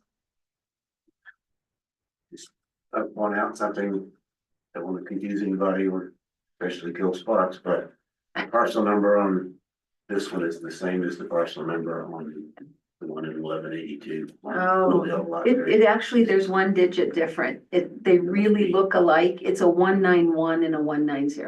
Oh, I see it. Yeah. Yeah, okay. They're very, very close. When we did these ordinances and these legal descriptions, it really got Okay. confusing. Thank you. Yeah, you're welcome. Okay, all right, then I will entertain a motion. I move to approve ordinance 1184, an ordinance of the town of Lyons, Colorado, rezoning 0 County Road 69, parcel number 120-319-100031, R 0515213, Oak Hill Lot 2, town of Lyons to BOS Parks and Open Space, and move to the second reading in public hearing. Thank you. Second? Second. Thank you. Any discussion? Call for a vote. And that motion passes unanimously. Thanks, everybody. Okay, next up is first reading of ordinance 1185, an ordinance of the town of Lyons, Colorado, rezoning 0 County Road 69, parcel number 1203-2020-1014, R 129-347, triangle lot to M municipal facilities and services. Thank you. This is a lot that's not in that same area, but instead is on McConnell Drive, just west of, the ponds. And, this lot, originally, the planning commission was recommending an R3 zoning. They held a public hearing at their last meeting, changed their motion and voted, it was not unanimous, but the majority voted to rezone this to recommend municipal to the Board of Trustees. So it's coming in front of you for a change from business zoning to municipal. Thank you. Mhm. Questions for staff? What was the size of that one? This one is 0.57 acres.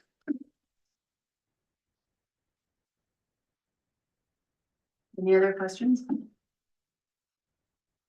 I'd entertain a motion.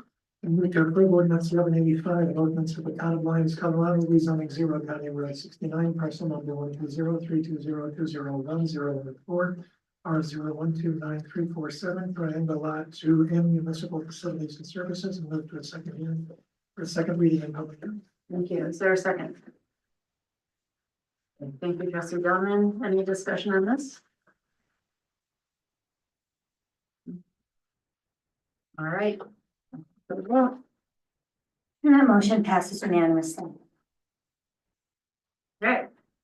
Next up, first reading ordinance 1186, an ordinance of the town of Lyons, Colorado, rezoning 505 Carter Court, parcel number 101203202090029, R 5155206, Carter Court Lot 1, town of Lyons to RV high density residential.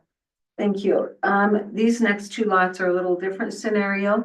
They were also deeded to the town of Lyons. They were deeded by Summit Housing Group as part of an exchange for their cash in lieu of, or for their, in lieu of their park dedication fees. Partially. The first lot is the lot that is the northernmost. I guess that's the best description.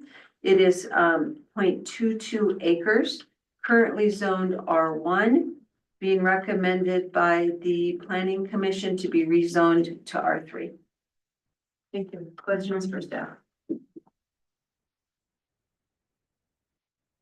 All right. Do you have a I question? do have a question. Yeah.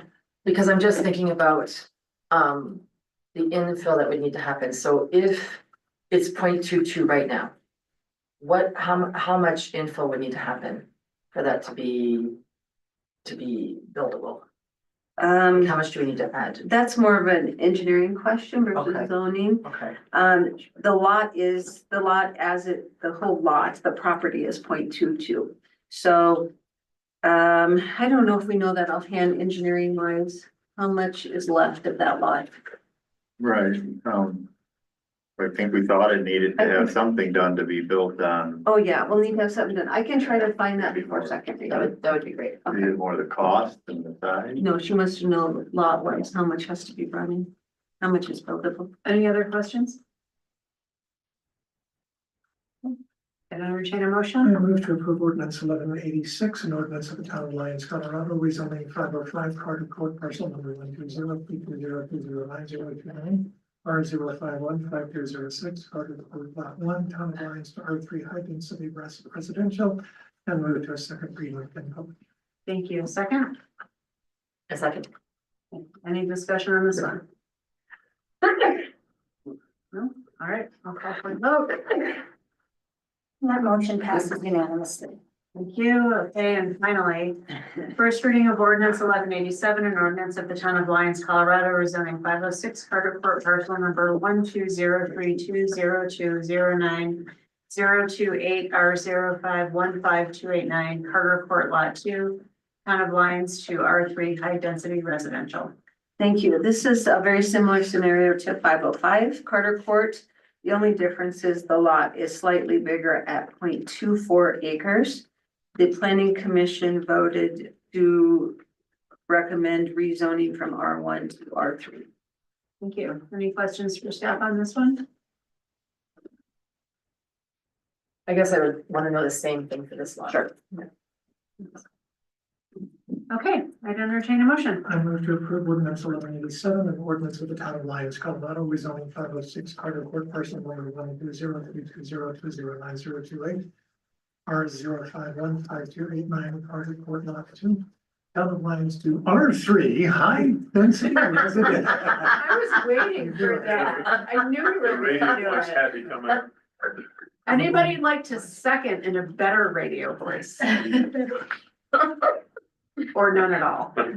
Second? Thank you. Okay. Any discussion on this? All right, I'll call for the vote.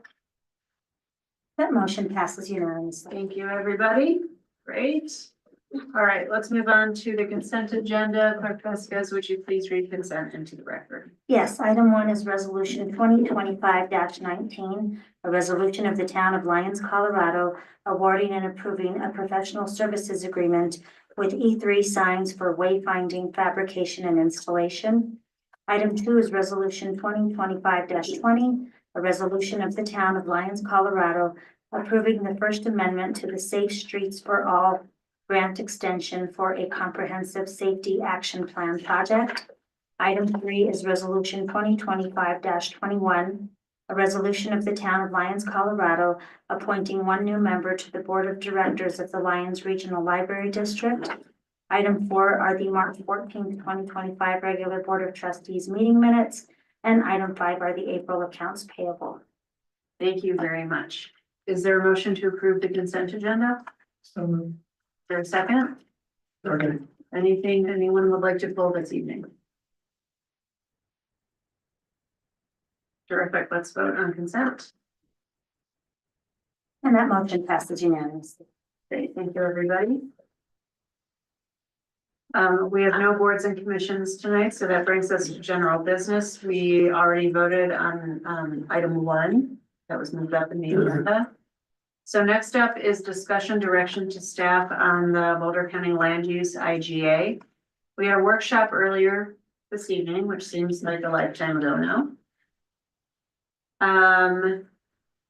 And I believe I'm not going to go through every item that we discussed, but I'll summarize, and Victoria, maybe you can help me if I am in error here. I think what the board directed is to create some sort of preface or introduction to the IGA that states what our goals are and includes some of the narrative description of what we're looking for. Also, there was a discussion about whether we had already discussed the recitals piece. So we're gonna look for that. And then will you help me out here? I want to make sure that I am not, or anybody else just jump in. I just wanted to specify intent. Yeah, I Intent. was gonna say the same thing. Yeah, what our intent Thank is. you. For example, to encourage affordable and attainable housing. Mhm. Yeah, there were several things that we did, language, affordable housing was one, another was preserving as a buffer zone and for no development, the RPA property, so we wanted to, rather than include those definitions, we thought it'd be great, it was gonna be a general statement of intent. Yeah. On the design, it's pretty sure that November 18th, 2024, there was a detailed discussion of that. We can staff and with us are gonna look for notes and see if there's kind of a way.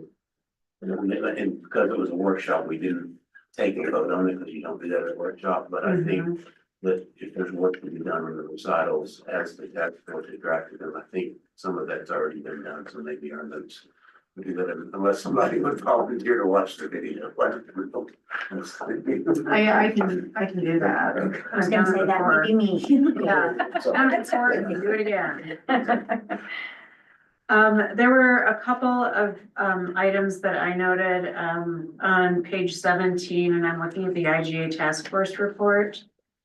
We noted near the bottom in, it would be 2D, there was an extra access. We're gonna take that out. So you probably have all of these. I do. You do. Dolores and I both do. Okay, great. So, so I think the question is, the question to the board is, do we want staff to make these changes and go and speak to Boulder County? Or do we want to review the changes before staff has another meeting with Boulder County? I preface that by saying we're coming up against some really tight timelines. And we need to start scheduling public input before we vote on a resolution.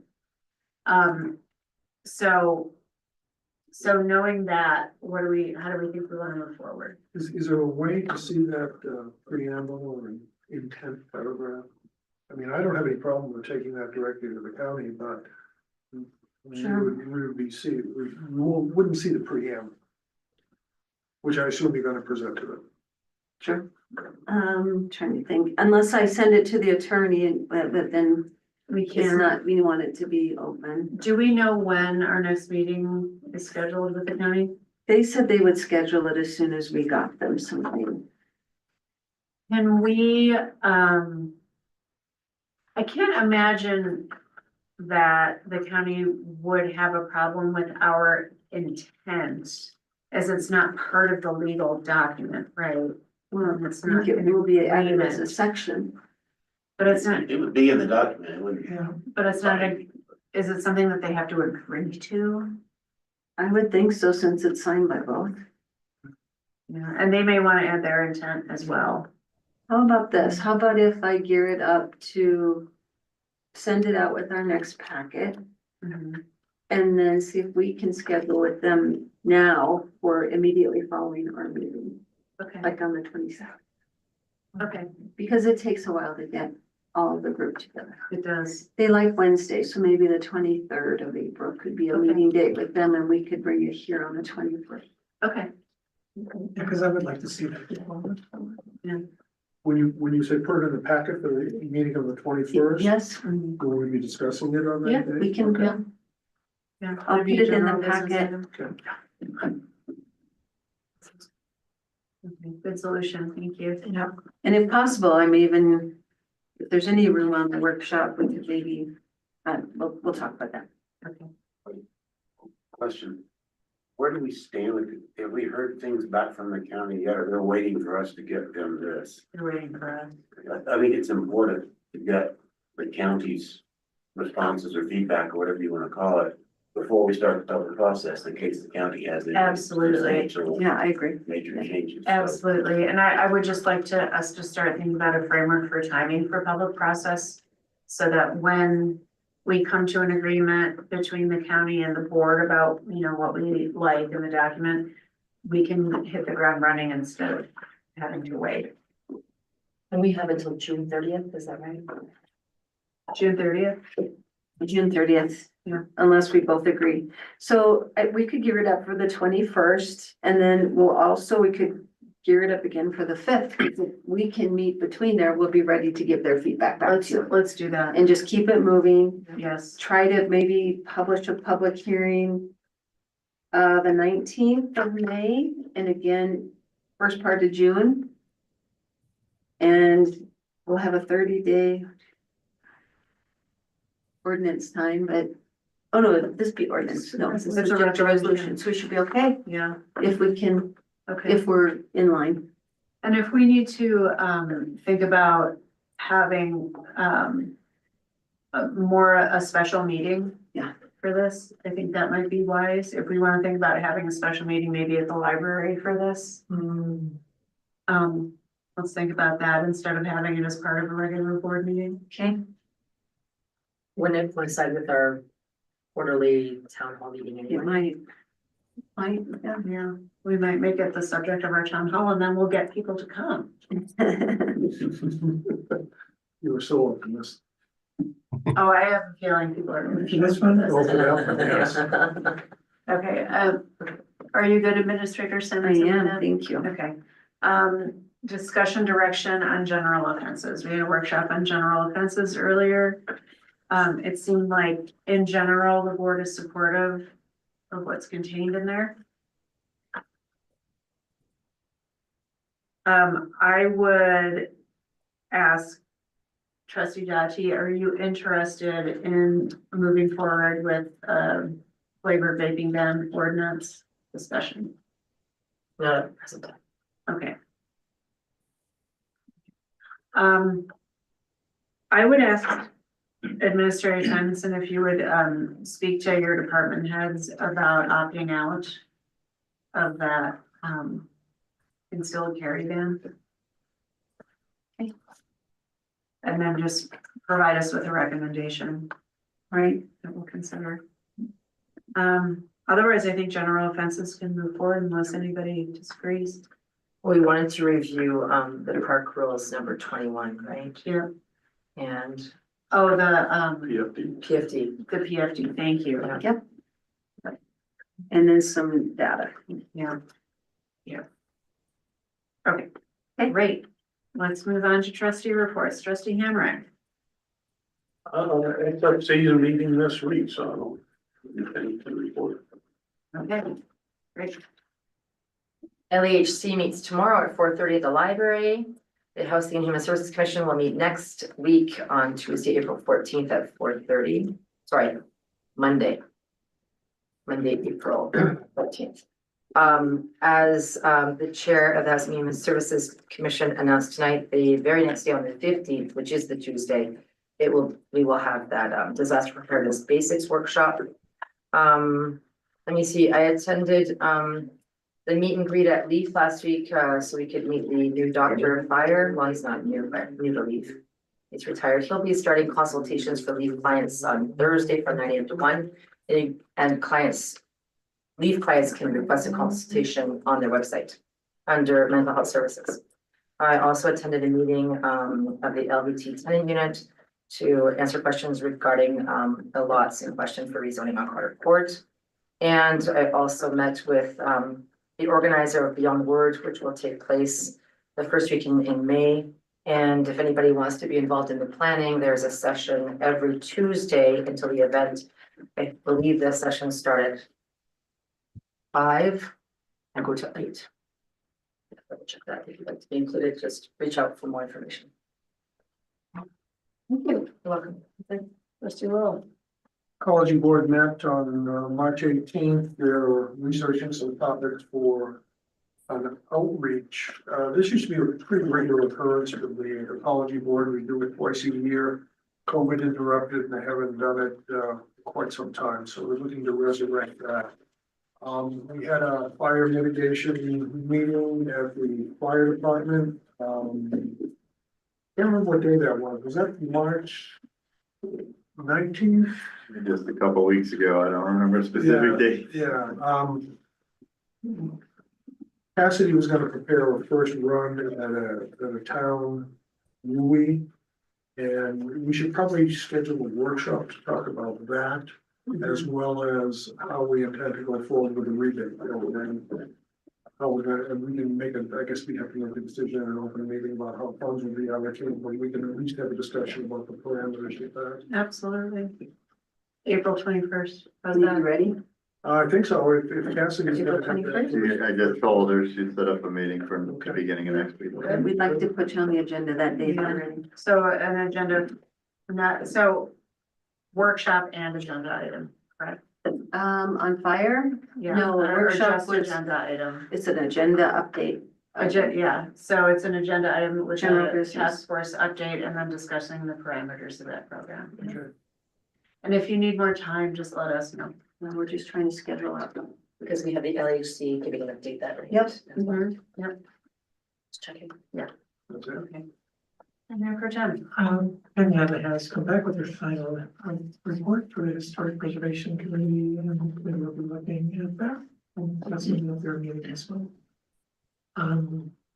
In other news, I just would like to say that I am very pleased to live in the state of Colorado, where today the Colorado House approved a bill that will guarantee appropriate medical care for transgender people. It has forwarded it to the Senate, where it likely will also be approved and signed into law. Will be the first state to guarantee those rights, and we'll be going to give them a special. Yeah. Thank you. Trustee Browning. Yes, I was out of town and couldn't attend the UD meeting, but I have a report courtesy of the minutes.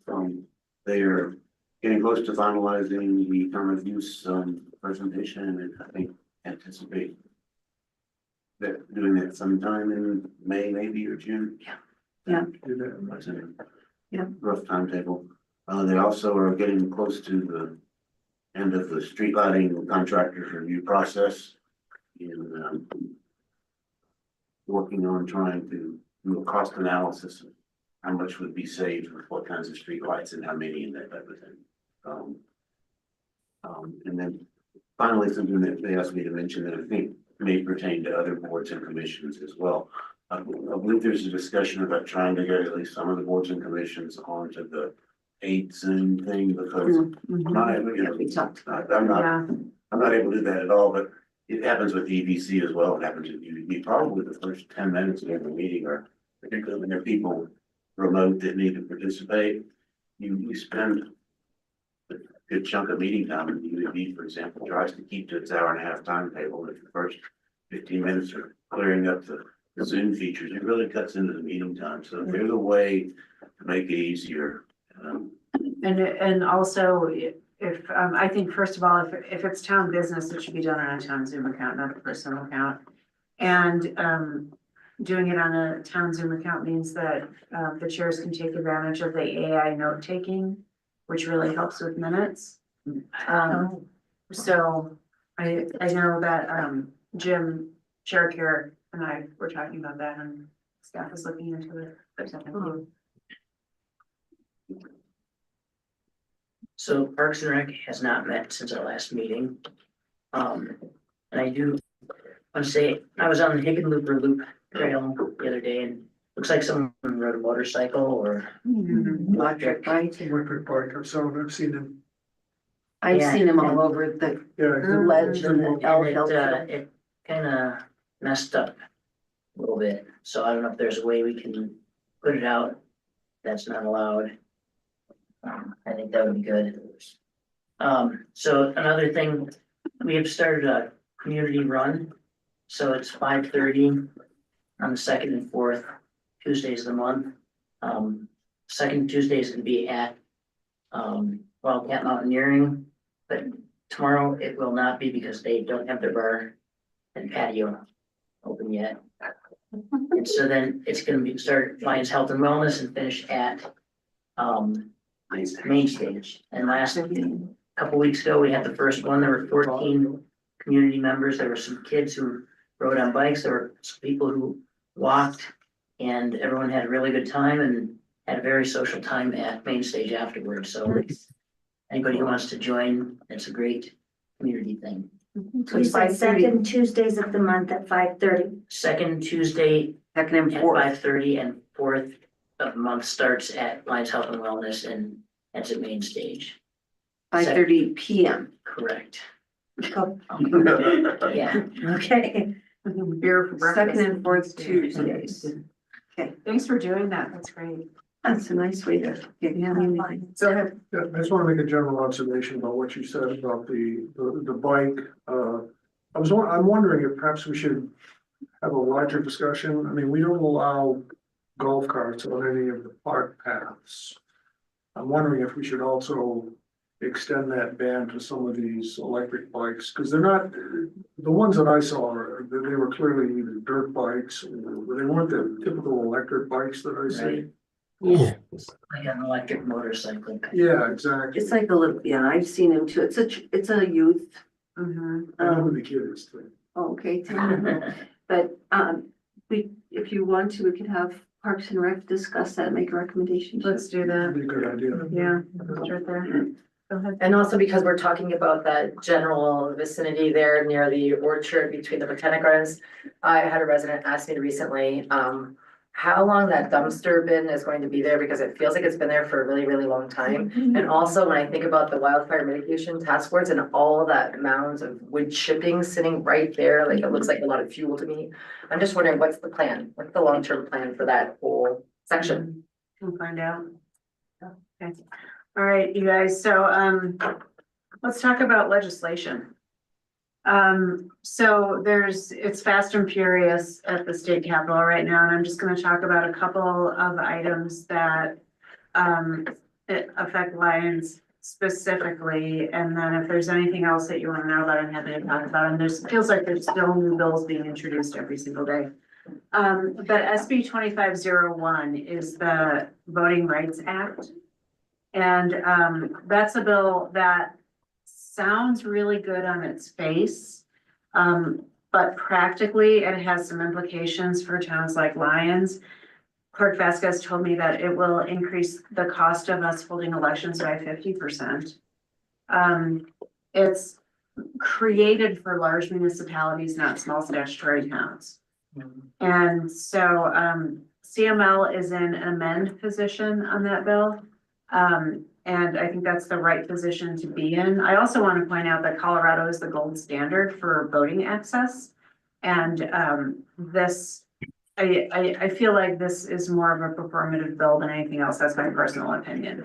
In any event, I'm going to be going down to the Capitol on April 14th to testify in an amend position to this. And my proposed amendment would be that it exempts statutory towns, period. I don't know whether that'll gain any traction or not, and I actually don't know if that's in line with what the CML lobbyists are asking for, but that's my intention. If anybody has any ideas, would like to join me at the Capitol, it's starts at 1:30, which means it'll probably start at 5:30 or 6. So What's next Monday? yeah, that's Monday the 14th. The next thing I want to talk about is the Mineral Impact Fund. And so what the state legislature is looking at doing is moving money from that impact fund to which we apply for grants, moving it over to pay for trunk radios for public safety officials. So apparently the police have radios in their trunks. They're having trouble paying for it. The legislature is talking about moving money from that impact grant pool to pay for that. And CML, I think right now is in an amend position, but it may move to oppose pretty soon. So that's something to keep an eye on. And then finally, marijuana tax. So the state is looking at withholding more marijuana tax from municipalities. That would mean an impact of about $20,000 a year in the town of Lyons, which is significant, which would then, of course, mean an impact to LCF based on the fund that we just set up. So I've been talking to Gil about that. He's aware of it. He's going to talk to Tatiana Hernandez, and so keep an eye on that one. The CML conference is in late June in Breckenridge. I'm going. Anybody else want to go? Let staff know. Get you signed up. As Trustee Dati knows, Breckenridge is fun for the conference. It is. We had a board and commission chair meeting, which went really well. We had all but 2 of our chairs in attendance. Yes. So that was great. Victoria and I met, and Director Eystone had a Zoom meeting with Cynthia Braddock, the Boulder County Assessor, to try to get some answers, and I think she's on track to be getting them soon. She didn't know them off the top of her head. But staff is following up with that. Sundance is, as we know, coming to Boulder. And this is now is the time to start talking with our local businesses and town staff and the Boulder Convention and Visitors Bureau about how we can get some benefit from that, whether it's ancillary events or support. So that's gonna be ongoing. And then finally, Administrator Shenison, are we doing the third grade class at Town Hall this year? We are. When is the date for that? It's, they just got it scheduled. It's kind of late in the year. It's gonna be May 4th. Let me look, May. Who knows that offhand? May 14th, Wednesday, May 14th in the morning. Okay, because that is my favorite day of the 9 year. to noon. 9 to noon is what we're looking at. Great. It really is a wonderful experience. If y'all can come, if you haven't been watching the kids take over town hall and learn how democracy works and create their budget and elect their board and mayor, it's super great. Learn what are taxes and why do we have. Yeah, learn about taxes and what they get spent on and make the tough decisions. Do they want a swimming pool or a sewer? My granddaughter wants a swimming pool. Yeah, they all. Oh, is she coming? Okay. She'll be here this year? Third grade. right? Oh, that's great. I'll be in fourth grade that day. Oh, great. You should come. They always have chaperones and we can always use people to just help move the group. Yeah. Herds. We have to move them every 8 minutes. It's hard. It is hard. Yeah. It is hard. And kudos to town staff. You all do a great job helping them count their ballots and whatnot. All right. Summary of action items, please. Did trustee Hammer give a report? He did. He did. No, SFC hasn't met. Oh, SFC has done. I think it's 90.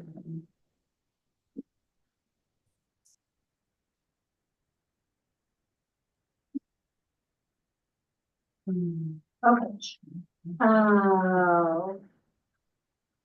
I have them kind of mixed up here. I started at the workshop.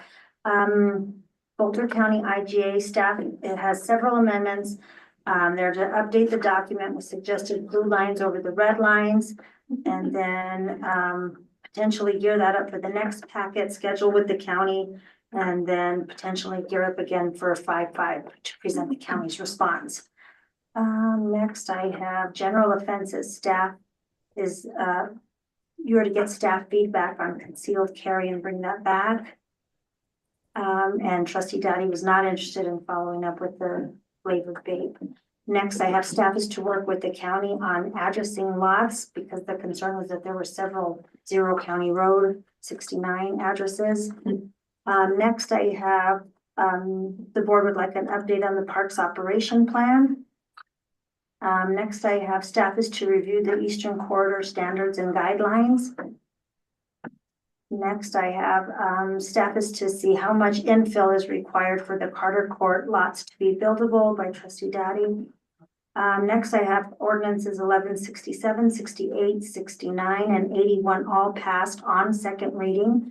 And then ordinances 1182 through 1187 passed to second reading in a public hearing.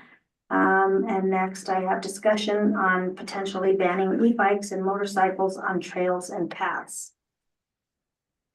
I have just, one, and maybe you said it, the design standards and guidelines for the CEC. Doing a little research, you got that, okay. Yeah. And then, doing a little more research on the buildable area on the 2 Carter Court lots. That's all. And the plan for the bin and the wood chips. Oh, I have that too. Plans for the, Thank you. I just didn't highlight that. Attorney Wilson, anything you'd like to add? Nothing from me, thanks. All right. Well, then I would take a motion to adjourn. So moved. Second. Okay, we're on that. And that motion passes unanimously. Thank you so much, everybody. Really great work tonight. Bye. Here we go. We did it. Your first day. I know.